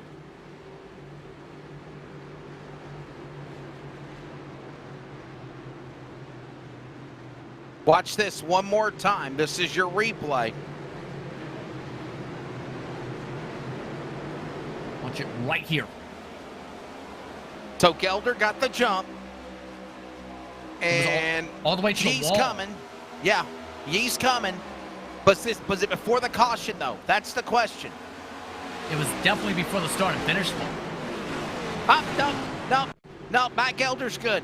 Matt Gelder's good. If you notice, he was still in front when they got to the caution lights in turn number 2. It's the lane change, remember. That's the thought. Oh, the lane change violation. Oh, my right goodness. There. That's what's referenced to. You're exactly right. You're exactly right. You cannot pull from the inside to the outside lane before you cross start-finish. You have to cross the start-finish line, right?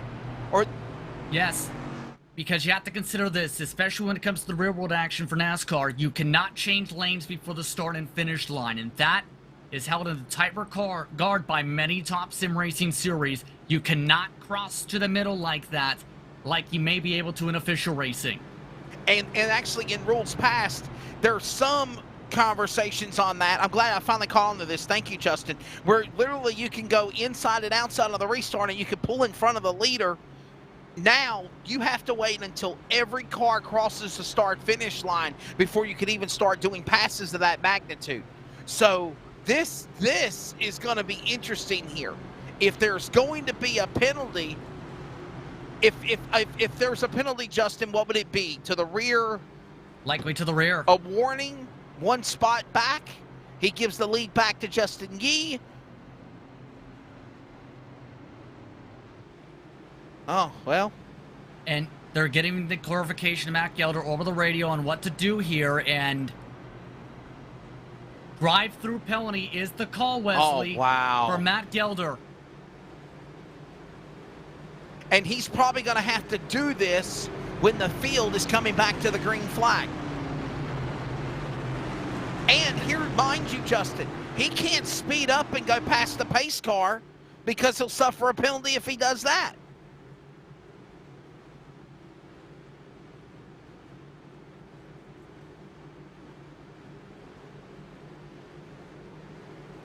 So the ruling is there will be a drive-through penalty. Justin Prince, he took his punishment like a man.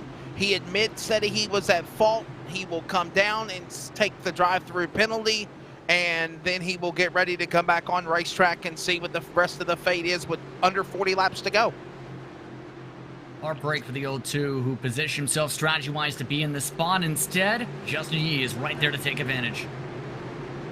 So obviously he has to wait for the green flag.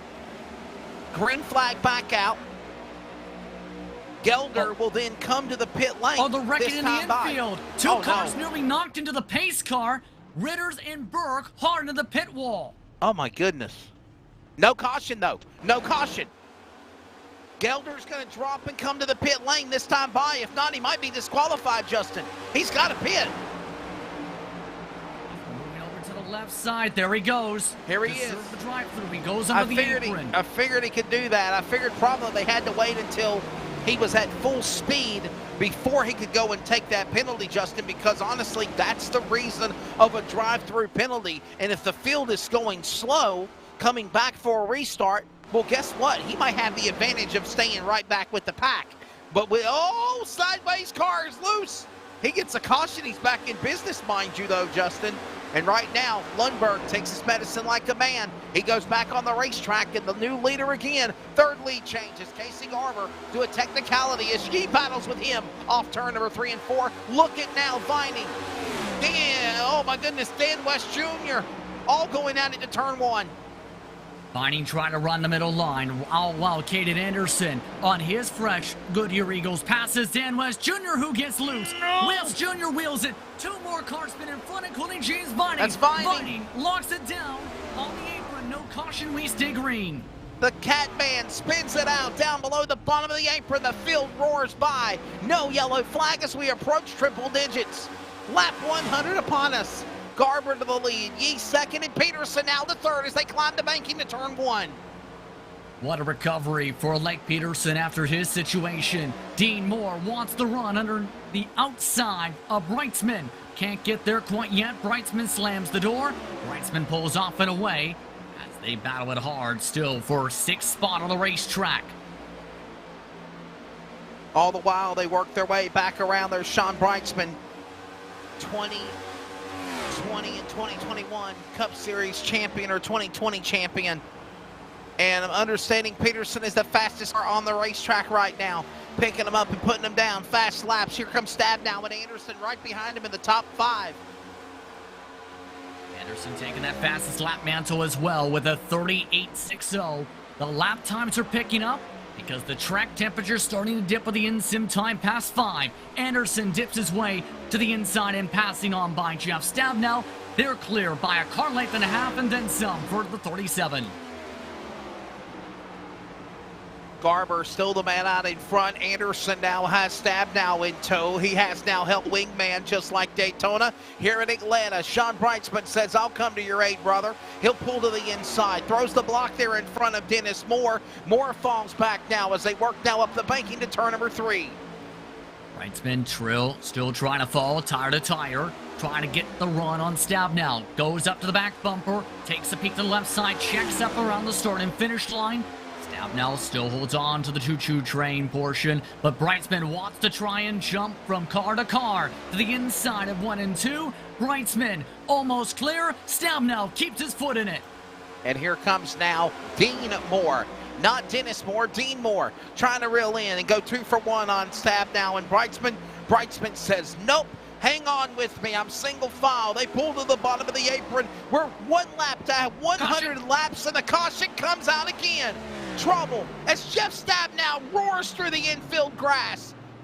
Caution out for Chris Camary The 95 Toyota and the yellow flag flies for the 11th time here at Atlanta. It has been a yellow flag, Banana Republic kind of Monday night, Justin. 13 caution flags at Vegas and now 11 flags here at Atlanta. Just simply didn't learn the lesson. Low out of turn 2. The trend's been you're low at that point to the point where you're below or around the first seam with the tires. You're spinning it likely tonight, and he was full reverse lock to the right before slamming the outside wall hard for the caution again with 35 to go. Jeff Stabnow is taking the pit service. He did cut through the infield, and keep in mind when it comes to the grass, Wesley, these types of cars, you can damage the bottom chassis if you do cut through the grass. My. And the crazy thing is, this race is not even over yet. Look at that, 11 caution flags. Just past 100 laps, 40 laps under caution. So 60 laps have only been ran under green, honestly, Justin. 60 of 100. 40 under caution. I think it's going to get better as the season goes on, to put it simply, Wesley, because, again, this package on the iRacing service has been available for users for about a month and a quarter at most. Some may not be running these in official action. Some series did make the trend to next-gen cars, but those were with the high downforce versions in the prototypes, essentially, before the December testing and the finalization in the real world. So now, it's really, again, a time of experimentation and a time for drivers to figure things out, where it's going to be like this for a while until the drivers know what they can and cannot do.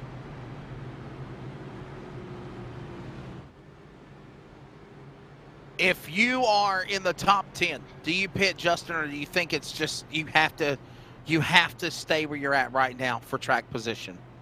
That's the tough thing, I think, because we mentioned 3 tire sets in the pits. At this point, for some drivers, they may not have any tire sets left because some of the drivers have had to come in 3, 4, 5 times who are still in the lead lap. And if you're in that spot, you kind of made your bet and you have to stay out unless you get damage. If you have a tire set, absolutely use it, because guess what? It's really helped with Anderson, right? It's helped with Peterson, right? It kind of plays in that way where if you got the track position but don't have it set, you have to stay out. You can't afford to give up the track position. You're not going to get it back unless you get a massive pile up and more repairs done. If you have a tire set, I think you use it around the 25 to go mark and then go from there. Anything past 25 to go, you risk not having enough time to cut through the pack, even with the cautions.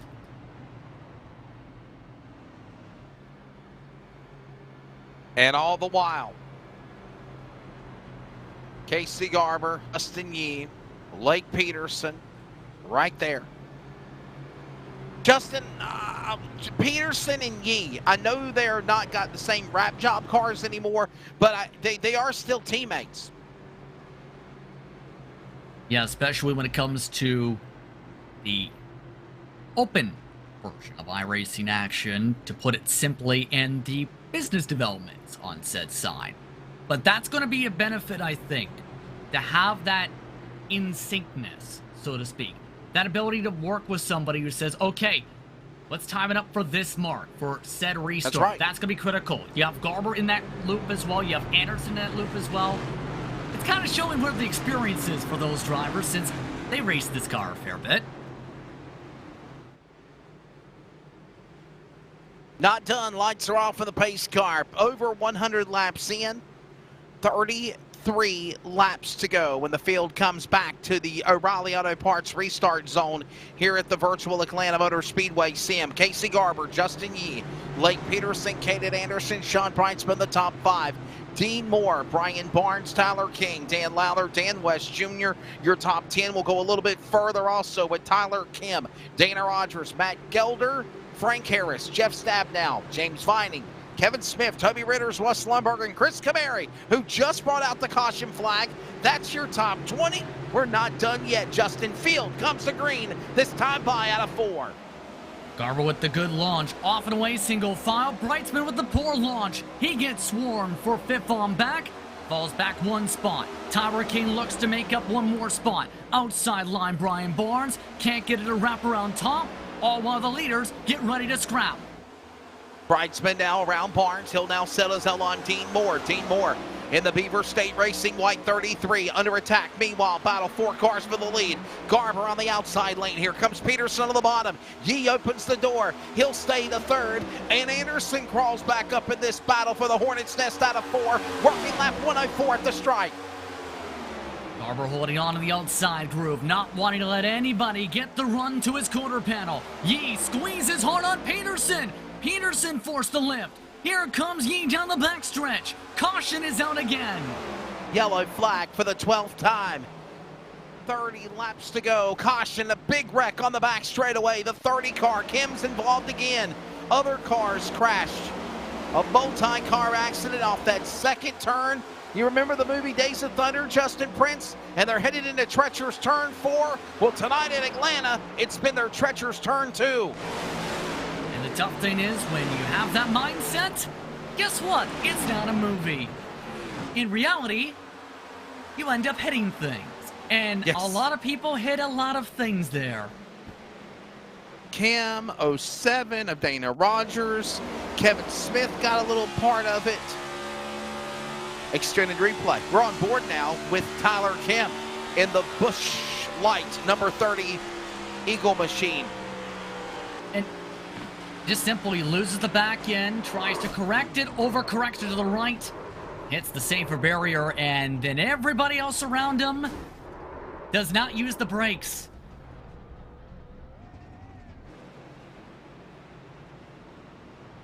My, oh my, oh my.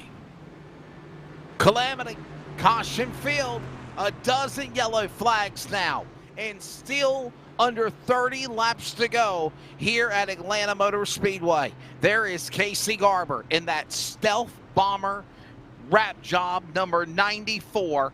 He has been the man up in front, taking on all comers. And tonight, Justin, the driver of Casey Garber out of Spokane, Washington, in that Garber's Garage Ford, put himself into victory lane to make us now the second different winner on the series. And by the way, he's now moved up to Chevrolet. It's not over yet. That's the tough thing. The amount of strategy calls coming in and through. It's worth noting, one of the drivers who was battling for that lead before the caution, like Peterson, he had a set of tires available and used the fast repair. He'll be on some of the freshest rubber from 13th. I think that's a good spot, Wesley. That's around the mark I mentioned. Like Peterson right back up there again. A couple of cars in the pit lane were cars that are involved in this most recent caution or others, including Dana Rogers, Tyler Kim, Russ Lundberg, multiple laps down or more. Paulison coming in. Troy Daggett and Brian Reynolds, cars on the pit lane for service, as well as Bryce Clark. We have a total of 16 cars on the lead lap with under 30 laps to go. Justin, do you think that's of the norm or abnormal? I think that's of the abnormal for a intermediate, to be quite frank. We had 43 drivers qualify to make this race tonight. That's a lot of cars burned up, and that's a lot of parts having to be fixed, to say the least, by the virtual mechanics. Again, it just matters with the attrition, just that major factor where it's not an easy car to drive. And if you don't know how to utilize it, have the answer what can happen. So, Justin, are you still hanging with your pick? Who's your pick to win this race, and what's your take of what they've done so far? I mean, my first pick right now is up in front, and that's Benny, the pace car driver, but you can't pick that because that isn't an official car yet. My pick, honestly, might be Lake Peterson if he can just get himself through some of the traffic quickly. The main obstacles will be Stabnow, Harris, and Vining for him. He gets by them, I think he's in a decent spot because everyone else would be on much older rubber, and at this big of a tire difference, well, yes, there's an advantage of having much warmer tires. at this mark at a track like Atlanta, it's still a factor with how much of a tire grader of a racetrack this is. Lights are off on the pace car. We'll settle in for a green flag restart next time by. When it happens, it will be 26 laps to go in this race. We also... It is say official pace. Yes, it is. This is official pace car. And sometimes, Justin, we can ride on board with the pace car driver. I think so. Yeah, Justin. Charles is the man. He'll put you on board with the pace car. He will. Watch this. That's not the word official I thought of. Oh, okay. I mean, if we have an official race at one point, league or official in terms of iRacing members, with the pace car being the winner, I think someone would be screaming. The next caution flag, the pace car. We're riding with the pace car on Live Sim Racing TV. Just some of the new bells and whistles in our broadcast coverage. Back underway, green flag in the air, 26 laps to go. 25 remaining now when they come back next time around. And Garber gets the jump, but not for long. Anderson looking hungry on the bottom out of 2. Larried on by Justin Yee, looking strong, trying to bring Brightsman, but Brightsman nearly looped it. Brightsman with the major save off of turn 2. He gets driven by the outside by Dan West Jr. Up in front, Anderson holds off Yee. Yee forced up to the middle off turn 4. Holy cow, what a save as we show the 64 for the 46. All the while, Dan West Jr. also a little wiggle and a jiggle and a giggle and a bobble. Holds it together. No, he doesn't. He sends it in the safer wall barrier. Slams the outside wall. He overcorrected. Slams hard into the concrete. Other cars go zigging and zagging to miss him. Justin, I thought he had it fixed. He overcorrected and just into the wall he went in the 55 off turn 2. And the caution is out now for the 13th time. And he had just saved it off of turn 4 too. But it's his teammate, Jeff Stabnow, who misses the bottom and Stabnow. Oh, man. Slides up into him, and... Is that Gelder? Yes, it is. Gelder got into him, Justin. And Peterson.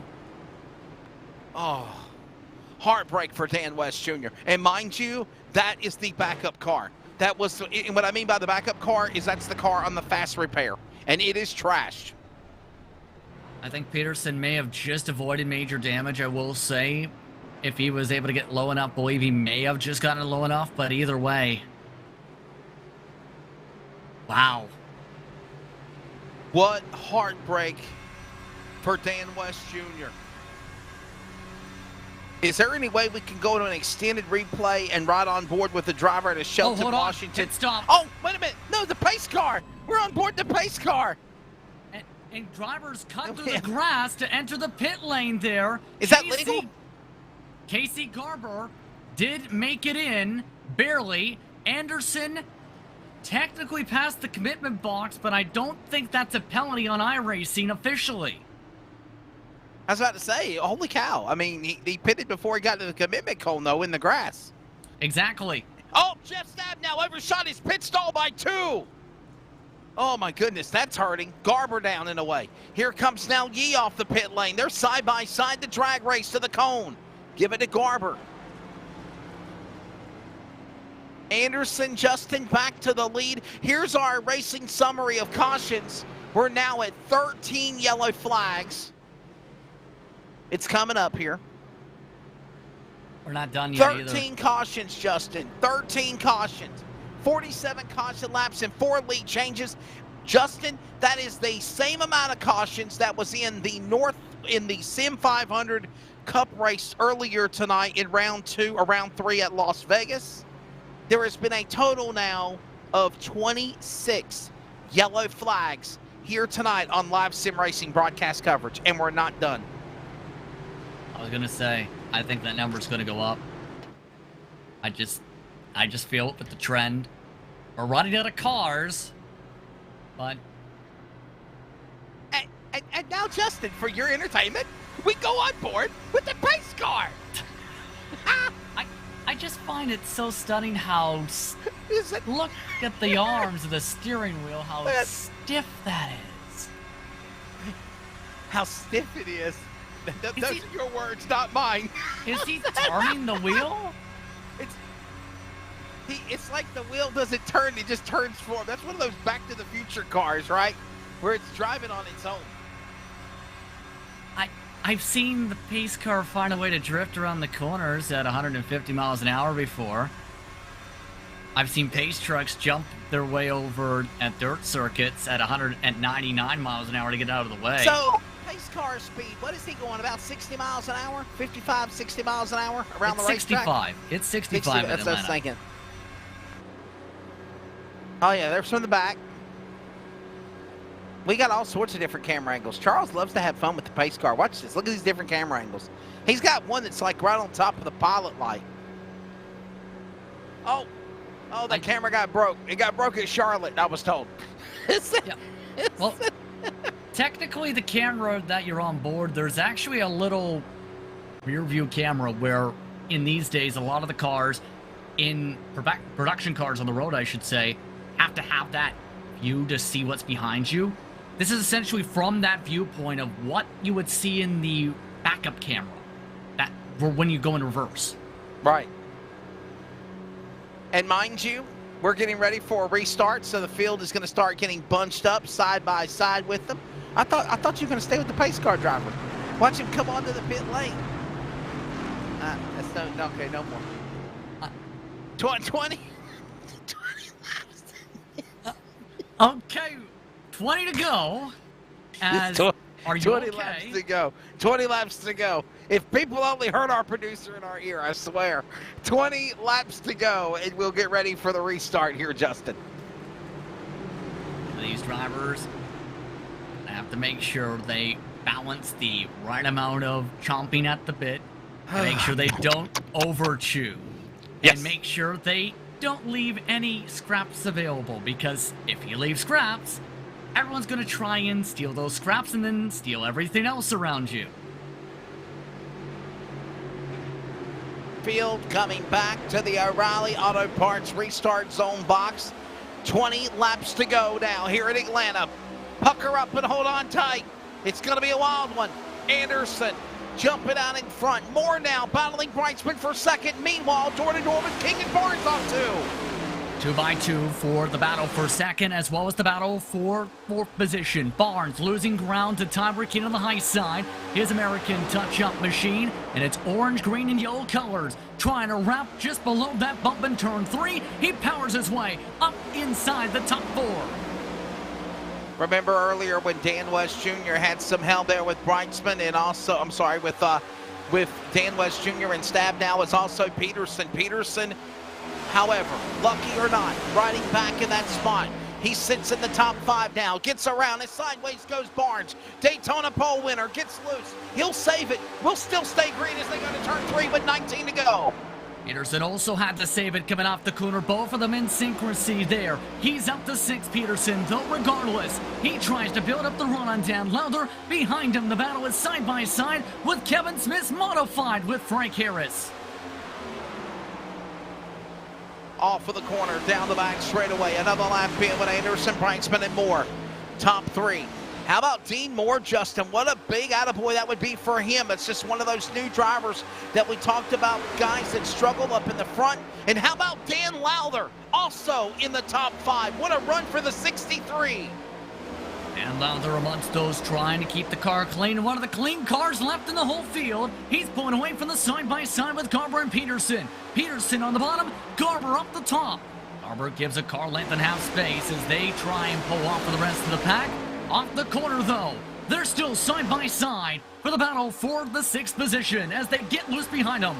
Yeah, Dennis Moore gave him a shove there. That opened the door to the outside lane. He says, excuse me, coming through, and I'll carry off some help with James Vining. The Catman goes meow off of 3.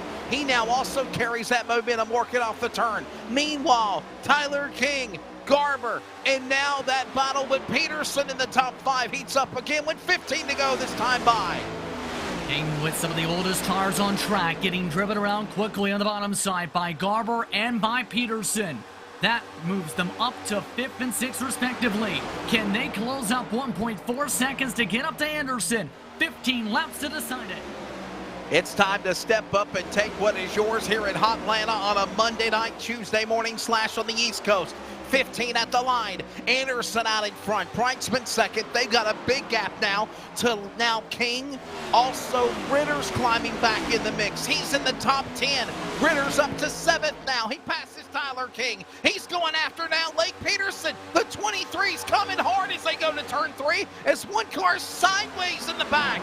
Saves the car. Keeps on going. It's Barnes. We stay to the line and the leader's on 4. Peterson still trying to fight hard. They're bumping and baiting, coming to the quad oval still. Peterson can't find a way around to get the 5th position. He tucks back in line. Second on back lines, up for the cautions out. I was thinking to myself, possibly would enough be enough? And it is Jeff Stabnow who spins. That car looks like a crumbled up virtual tin can of your favorite soda beverage on the front and the back as he has just waylaid the concrete on the safer wall barrier. Justin, he stuck it 3 wide, made some contact, bounced off of King and Ritter's, and he went in the wall head on. And that is likely race over for Jeff Stabnow quite easily with that contact. Likely meatball flag from that, which means significant damage or at least the toe. But they were fighting very hard right before that. He had the run. Kane opened up the middle line. You also have Toby Ritters, who's got significant damage to the inside, who has been off the lead lap at portions. You see from Jeff Stabnow how he was in the gearing on top of things to the red line and then has to slide.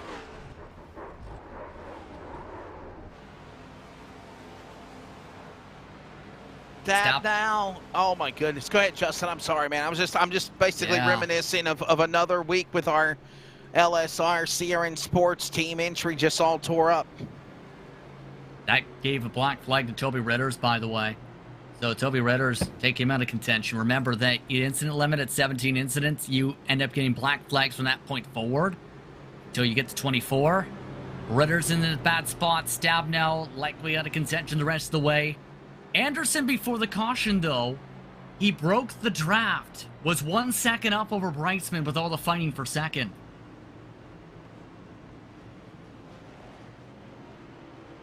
Yellow flag, number 14. Cole Raz, his teammate Justin, won at Daytona last week. He's not even in attendance tonight. Cole Raz, actually, my apologies. He's just had a bad night. 40 laps down in the top 31st position. Winner last week at Daytona, and now Justin, Yakima, Washington native, Caden Anderson. This is his second time back up front. Took advantage of a pit strategy earlier when Lake Peterson pitted. My goodness, I got too many P's in that sentence, and it's getting me tongue-tied. When Lake Peterson pitted, Anderson did not, and in doing so, it has now put him in the lead for the second time. Anderson looking for the checkered flag with now closing in on 10 remaining here at Atlanta. He's in a solid spot because he's one of the quickest drivers consistency-wise I've noticed, has not had any real slides. Even some of the best drivers of the night have had at least one slide off turn 2. He has not had one from what I've seen. So I think he's in the best position. Brightsman, he's in an okay spot, who is on the same type of tire set, but he's got damage to the rear. And one of the main things I've noticed with this car on the iRacing service, you get damage, it's like a parachute. Brightsman's got a parachute attached to his rear bumper. Dean Moore's got the oldest tires in the field. He'll need some things to go his way for him to have a true shot. Dan Lowther, he's got great tire mileage on for what he's got, but I don't know about if he can get the spot. Garber on back is the big question mark. Can they find a way to get up there?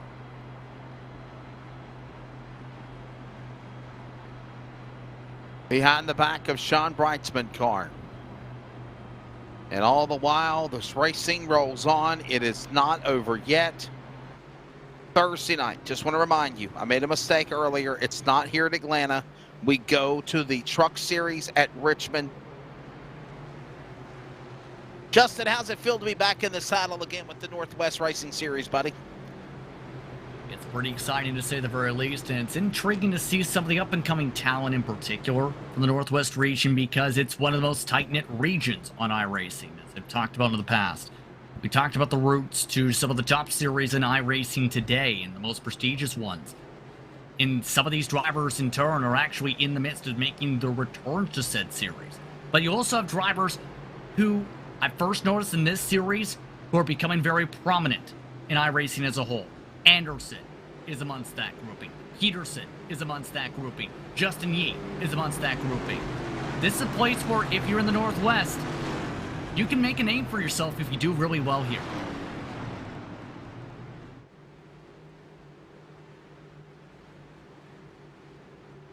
And I'm understanding May 5th is when we go to Atlanta for the trucks in over a month and a half. So we are running the trucks in Atlanta. They're just not in sequence with the week-by-week schedule where sometimes normally, Justin, where the Cup cars run on Monday night for the Northwest, the truck series will follow. Not the case this week. Working on, by the way, upcoming schedule for the Cup series includes, obviously, a lot of great things for the Cup and trucks. We just mentioned, obviously, as they get ready to come back for the restart tonight here in Atlanta.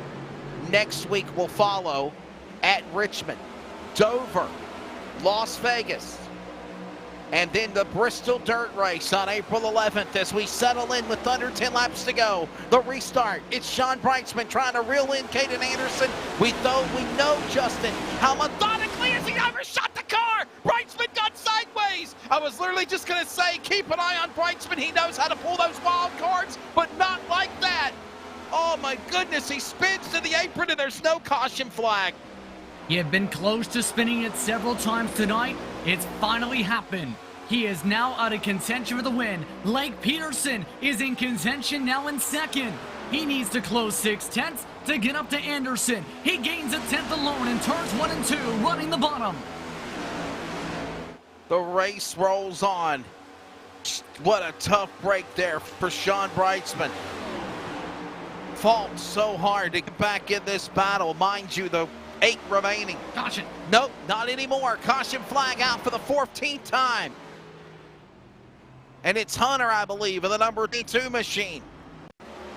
Oh, my goodness. And that time, Hunter Performance Motorsports machine had just let him by Kevin Smith, who already had some incident problems. And then it just hooked with them, with Smith also getting loose in the bottom.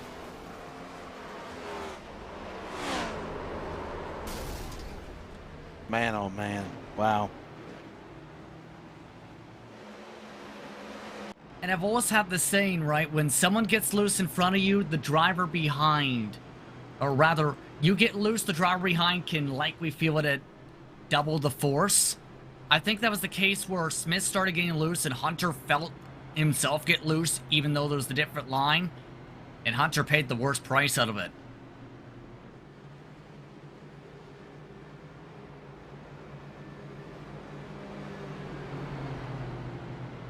Hey, by the way, if you ever need an iRacing setup, 60 plus iRacing car setups are available thanks to Major's Garage. To sign up, click the link in chat right now or in our broadcast description. Major's Garage, of course, is the proud title sponsor of the Major Series, held 2 or 3 times a month with big Majors events across the country. Last night didn't disappoint with the land down 240 at Oren Park. And up next is, how about this, Justin Prince? Lotus Cars on Phoenix. Legacy Phoenix, in fact, and that's with the Lotus 79s, where they are a very well-utilized machine when it comes to classic open-wheel racing, which it's not just for Grand Prix racing as that mark, but series such as Lionheart use it for oval competition as well, to use it as the substitute for classic IndyCar action. I think that's going to be a really intriguing race night, to say the least. It's not an easy car to drive, obviously. You don't have the dog leg, obviously. You have that grass factor. But overall, the main thought to think about when it comes to that combination will be which drivers will be able to figure out how to set things up properly, especially knowing the updates that have been to that car as of late. And by the way, I think I said a couple of times a month. It is once a month. Once a month. And I think the upcoming races are Phoenix and the Indianapolis race with the Indy cars. Caden Anderson, Yakima, Washington, in his Chevrolet leading the way. Justin, you know him very well, as I do. He is, of course, running on iRacing many times. He's also a real Spears SRL Pro Late Model racer. He also runs on the Northwest Racing Series Late Model Tour. He's going to plan on running the Super Late Model Tour this year, which, by the way, will have broadcast coverage on Racing America when the season fires up there in the Pacific Northwest, where people can get a chance, Justin, to not only highlight Anderson, but other star drivers from the Northwest across the country now. And that's the major thing. It's a great chance when it comes to virtual racing to be able to get yourself in front of a large group of people to show what you can do behind the wheel. Yes, it's not the real world car, obviously, but in that regard, you have the chance to make a name for yourself. And for Caden Anderson in the real world in particular, he's made a name for himself in the short track scene. He's getting stronger and stronger as of late, I've noticed, in particular in his performances there, and he continues to make his sponsors proud, especially with that Harvest Chevrolet logo that's always been in his cars the past few years. Mind you, we're still in the scheduled distance. There's still 2 attempts at a green-white checker per the Northwest Racing Series rulebook for the Cup Series, if need be. 4 laps to go. Lights are off on the pace car. Justin, they will come to the green with 3 laps remaining, and deja vu all over again. Just flip-flop the spots. Blake Peterson, Caden Anderson on the front row when the race started. Possibly a final shootout restart down the stretch. Caden Anderson, Blake Peterson on the front row with some hungry drivers like Dean Moore and Dan Lowther and James Vining behind them in the top 5. And remember, Peterson, much fresher rubber on his car by almost 20 laps. That's going to be huge for this restart. Field will settle in to the O'Reilly Auto Parts restart zone. The pace car drops onto the pit lane. Leader on the inside is Anderson. He'll get the jump on the way to the green. 3 to go. Down to turn 1. Anderson pulls his Chevrolet about 3 car lengths back from the Chevy of Peterson as they go to turn 1. A picture-perfect start for Anderson as he wraps the bottom. Blake Peterson has to close 3/10 to have a shot. Meanwhile, behind him, Dean Moore is getting freight train. Passed by Casey Garber's fresher tires. James Vining backing up. They settle it down, but Peterson looks to pick it up with 2 to go. Working to the line, 2 laps remaining. Anderson opens up that lead by almost a quarter of a second back. Anderson now pulling away. Peterson under attack by Lowther. That goes on, and for the first time all night long, maybe it's the process of elimination and attrition. They all play nice except for 1 car. Garber goes below the apron, shoots the gap, gets sideways. He'll hold it together as they go to 3. Coming up to the final time around, white flag waiting up on the stand. Peterson tries to change the shift into the gear, tries to build up the run within a car length to the white flag. The CRN 1 to go. The white flag is up. Final time into turn 1 and 2. Anderson now under attack. Here comes Peterson off turn 2. Final time. Peterson tries to dive. Anderson tries to squeeze. Anderson to the wall. Peterson builds up the run. Peterson shows the nose to the inside of turn 3. Anderson blocks. To the bottom goes Peterson. Can he get there off turn 4? Working off turn 4. Can he make a move through the dog leg off 4? He's got to run on the bottom. He pounds the throttle. He can't get there. Caden Anderson will come to the line, and he will be round 2 winner of the Northwest Cup Series in Atlanta. A caution-filled race came down to the top 2 cars on the front row, and Caden Anderson from Yakima, Washington will come to the line, and he will pick up the win here tonight in a wild one that we'll never forget in Atlanta, round number 2. And what did I say about the strategy roulette? You have to pick the right one. And guess what? Anderson picked the right number on the roulette board to be able to come away with this victory. Just timed it out right, but also just got the luck of the amount of laps remaining for the final restart. and was able to hold on with Lake Peterson's much fresher tires to be able to defend for the final time around. For Caden Anderson, he will now pick up his 14th career Northwest Racing Series victory.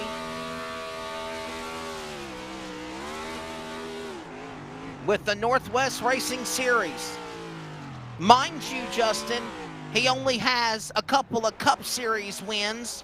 3, 4, 5, now make it 7 to be exact. That's how many wins Caden Anderson has had on the Cup Series since 2019. And he celebrates again here down the front straightaway. And something we couldn't have last week, the Northwest High Five Salute is underway. Dan Lowther led the charge this time, and guess who got a podium today? That's 63. Was able to hold on with the fresher rubber as part of some of those bobbles down the back, but what a race, Wesley. What a strategy call for some. First win this year for Caden Anderson of the Northwest Series, as I mentioned, for the driver at Yakima, Washington. His 14th win, and here's a look at all the results as we're going to take you down to the top 10. There's Anderson all the way down to Matt Gelder, some highs, some lows, drivers with issues coming back, fighting through. Now look at the top 20 on the results here.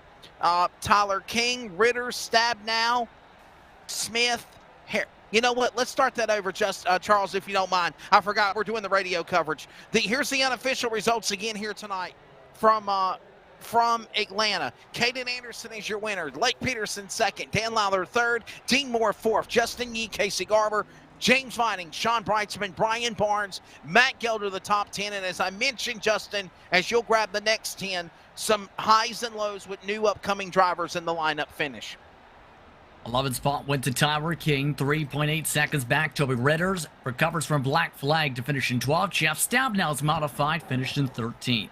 The first driver lap down was Kevin Smith, recovered from multiple incident point black flags. Frank Harris finished in 15th. In 16th, 5 laps down, Stephen Paulison. Dana Rogers involved in several incidents in 17th. Russ Lundberg survived 9 laps down in 18th. Ron Hunter, 10 laps down in 19th. Troy Daggett rounded up the top 20, 16 laps down. 21st will go to Vinnie McDonald. 22nd to Dan West Jr. What a tough break for him. Tyler Kim also top 25 and 23rd. Chris Camary 24th. Troy Allison with a solid top 25 finish, several laps down. Briar Reynolds, Carl Burke, Ryan Bloom, Stefano Heron, Ryan Manger top 30. 31st spot tonight went to Dennis Moore, 53 laps down. Cole Raz, 54 laps down, involved in that backstretch incident. One of several. Aaron Cooper had a technical issue on his strategy gamble under caution. He disconnected 61 laps down in 33rd. Devin West, around that same lap, was involved in a big incident in 34th, is where he ends. Egno Ortega had some technical issues at one point. He's been having those issues throughout the day, including official action. He finished 35th. Chris Kynes finished 36th. BJ Duvall, 37th. I know one person will have some words for him. Scott Hutchinson, 38th. John Ottenbacher and Brett Johnson, the top 40. The rest of the rundown includes Bryce Clark, Tristan Wood, and Ladd Ronning. Coming up, the finish line post-race wrap-up.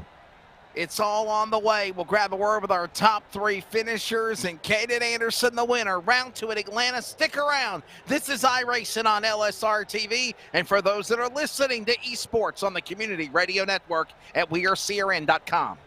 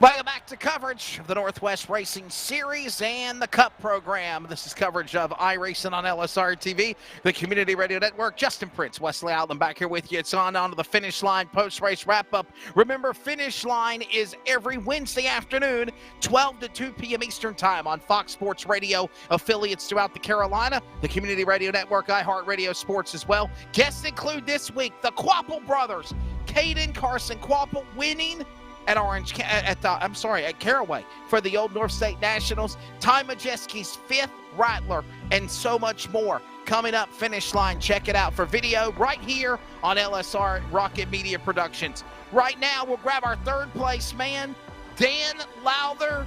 Dan, this has got to be like a win for you, buddy. I was rooting for you just like a couple of years ago when you won that elimination playoff race at Talladega.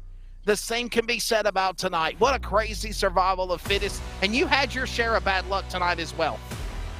Yeah, I went from qualifying in the top 10 and feeling like I was going to hang out up there the whole race and have a solid run to trying to go through the infield at 180 miles an hour. And luckily I didn't hit anything, but I got a speeding penalty, and that put me 2 laps down for about 80 laps of that race. So, yeah, just got some brakes there and kept the nose clean on the car. And when it comes to tonight, it seemed also at the same time, though, the strategy was almost like a roulette for sorts to try and figure out which number would be the right one where the ball would drop inside the roulette spinning wheel. What was that thought process like to try and figure out which number would be your number to be that strategy for the end? I was just watching, who was getting lucky dogs and stuff and trying to race them. And once I got back on the lead lap, then I knew I needed to be off sequence with the lead pack of cars with tires, so I'd have a shot to come back through the back half of the field. And that's what I did. And luckily, it worked out to where I had a little bit fresher tires there at the end and was able to work my way up into that top 3. You had some problems, as I mentioned, Dan, earlier. You come back, you rebound with a solid podium finish. It's been, like I said, this has got to be like a win for you. It's got to be an awesome kickstart to upkick the 2022 season as well, only 2 races in. Yeah, for sure. Turn two seemed like the trouble spot for these cars. What was it like negotiating, handling these new next-gen cars off turn 2, and do you think there needs to be some more R&D done virtually with it? They were definitely difficult to drive. I actually kind of enjoy the car because it is such a challenge over the other iRacing cars that we've ran. And off of turn 2, it was all about egg under the throttle and I was just rolling the throttle super slow and easy, and seemed to be able to keep the wheels in line. So personally, I have a love-hate with the car. I think the car is going to be, it's really fun and hard to drive. So I hate it for that, but I also love it for that reason, because it kind of, I think, made it a little bit more level throughout the field of drivers. Well, listen, buddy, you've earned it. Thank your sponsors, man. It was so awesome to see you here in the top podium tonight. Yeah, thanks, guys. Thanks, LSRTV, as always, for carrying us and broadcasting the races, and then 1-5 Studios for my paint scheme and In Front Motorsports. Dan Lowther, could he be back this year? A solid race to finish on the podium in the top 3. Runner-up of the race, obviously the front row, the pole car. Lake Peterson will settle for second. Lake, no slouch though, man. What's your take of Atlanta and surviving on the podium, which seemed like it was a very attrition-filled night of chaos and destruction for the next round for the Cup cars at Atlanta? Yeah, no, there was not as much green flag racing as I thought there'd be initially, which kind of, I figured after the first few cautions, maybe people would get their feet underneath them, kind of understand what needed to happen. But I mean, as you saw, there was a lot of people that, out of control is not the right way to put it, but it was really hard to drive. And these cars can put you in pretty compromising situations when you're side by side with someone.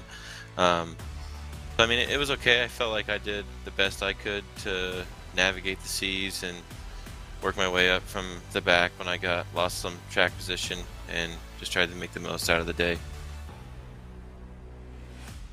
And the main thing noticed though too is the differences in strategies once they started to deviate. How difficult was it to try and bounce back from where the first restart after your pit stop in the midst of traffic, a driver makes a mistake in front and you have a crunched in front nose. What was that recovery drive like to try and get yourself back gathered up to get the chance to win it? Yeah, it was a little frustrating in the moment. I know no one tries to miss a shift on purpose, and I mean, we've all done it. I literally did it last week, so can't be too angry about that. It just happens. At that point, it was just trying to understand the best time to take my fast repair and the best way to gain track position. I think I was really nervous about going to the back because I noticed that was where all the wrecks were and stuff. So just trying to pick and choose the best possible times to pit, trying to give myself an advantage on fresher tires and leverage that against people I was driving around. And then knowing when to take my fast repair and not trying to take it immediately after I got in that incident, because if I was back there and got into another wreck, then I would have wasted my fast repair and then that would have been the end of the day. So, I mean, just trying to do those small little calculations to see what would work best for me to get to the front. So, yeah. Lake, I want to segue that and also thank your sponsors in closing as well. Do you think we're going to see this type of racing package for at least the next couple of weeks? We go short track racing coming up. Richmond, Dover.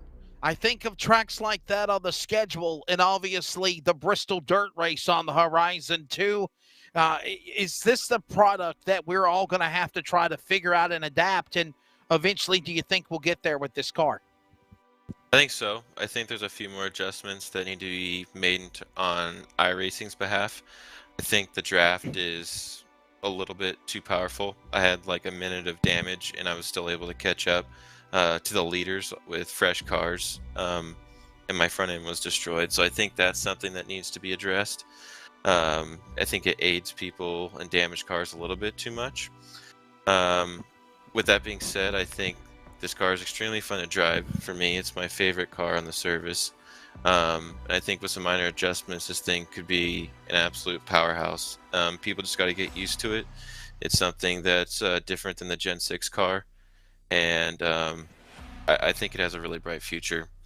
In terms of thanking some sponsors, everyone at KAR, made some friends over there, and then everyone at Ski Fleet Enterprises, just making more friends here. I'd like to thank everyone at LSRTV for putting on a great broadcast. I really enjoy looking back on these races, and I think you guys do a really amazing job presenting sim racing in a professional and competitive way. All of our admins here in the league, Sean, Jeff, everyone else who I didn't name, I thoroughly enjoy this league, and I'm really glad to be able to come and participate in it every week. So, yeah, looking forward to next week, and you guys for everything. Lake Peterson will hold on and take that number 2 position.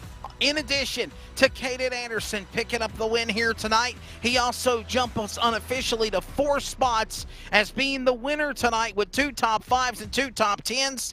The driver to Yakima, Washington, Caden Anderson, congratulations to you. Not only are you the winner tonight, surviving 200 miles of chaos at Atlanta, you've also bumped up into the top of the points pendulum as the leader of that is 2. Congratulations.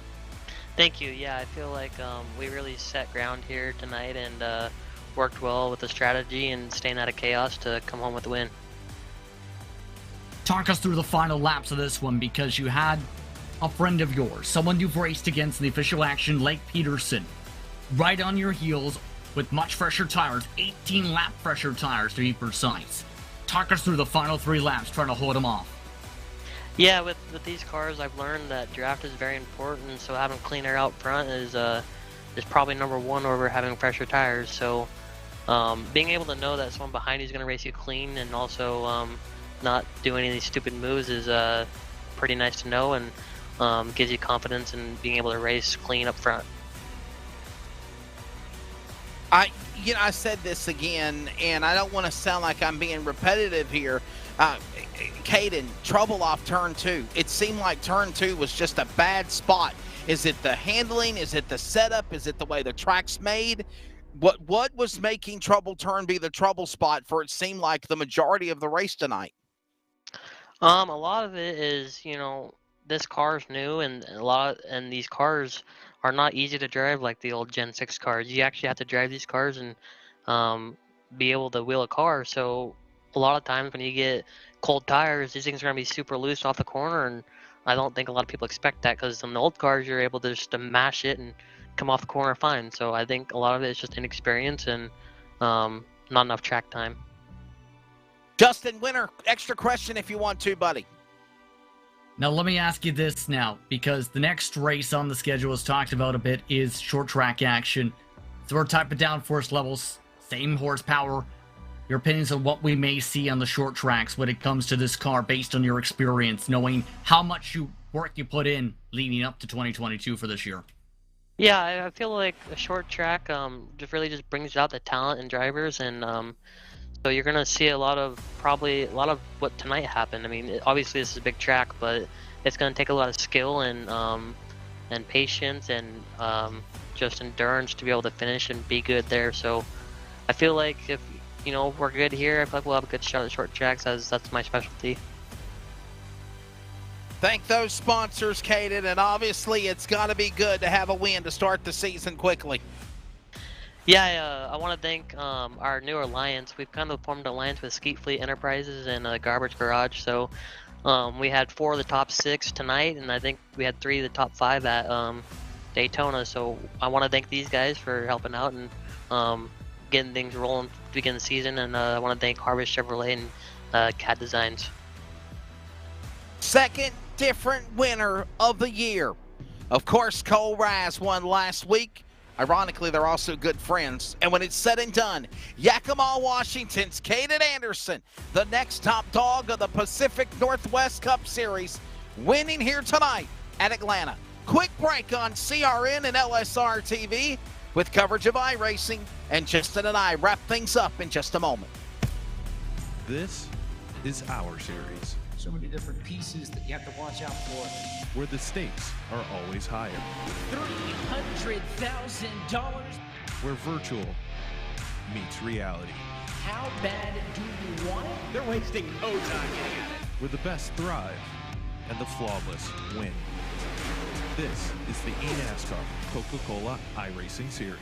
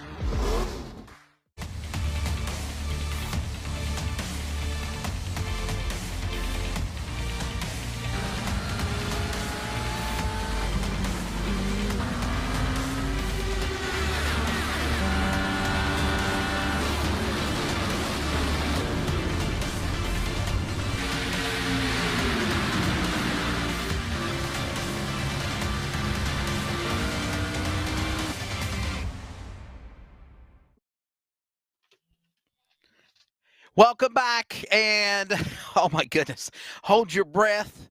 Can we wipe the sweat off of our foreheads? Justin Prince, what a crazy caution-filled night it was. Your final take on things. Obviously, congratulations, Caden Anderson, Lake Peterson second. Props to Dan Lowther. It's like a big win for him coming back from his hiccups earlier in the night. But Justin, are we going to see these yellow flags throughout the season, or is there going to be a better end of the rainbow here while we do more R&D virtually for the Northwest on this car? I think there's going to be, as time goes on, more ability when it comes to the drivers as they continue to learn what they can do. I think the short track side's going to be some question marks, obviously, especially with the factor of the 5 gears in the car, 4 gearing, should say. Will we see shifting at a track like Richmond? That's a question that may be answered come next week. That's going to be something to think about, too, is how drivers will enter the corner and their comfortability under braking. That's all going to be tested. When it comes to the speedway side of things, it's going to take time, in my opinion, Wesley. But the more experienced drivers get with the car, the better they will get. And here's my question, and here's a segue to what I just said, asking Justin. We are in no way trying to bash this car on iRacing. The racing's been phenomenal. The racing at Daytona was great. This is a product of either getting experience, getting this handle on this new car. We're seeing it every week on the NASCAR Cup Series with the real drivers in reality, and we're seeing it here on the sim.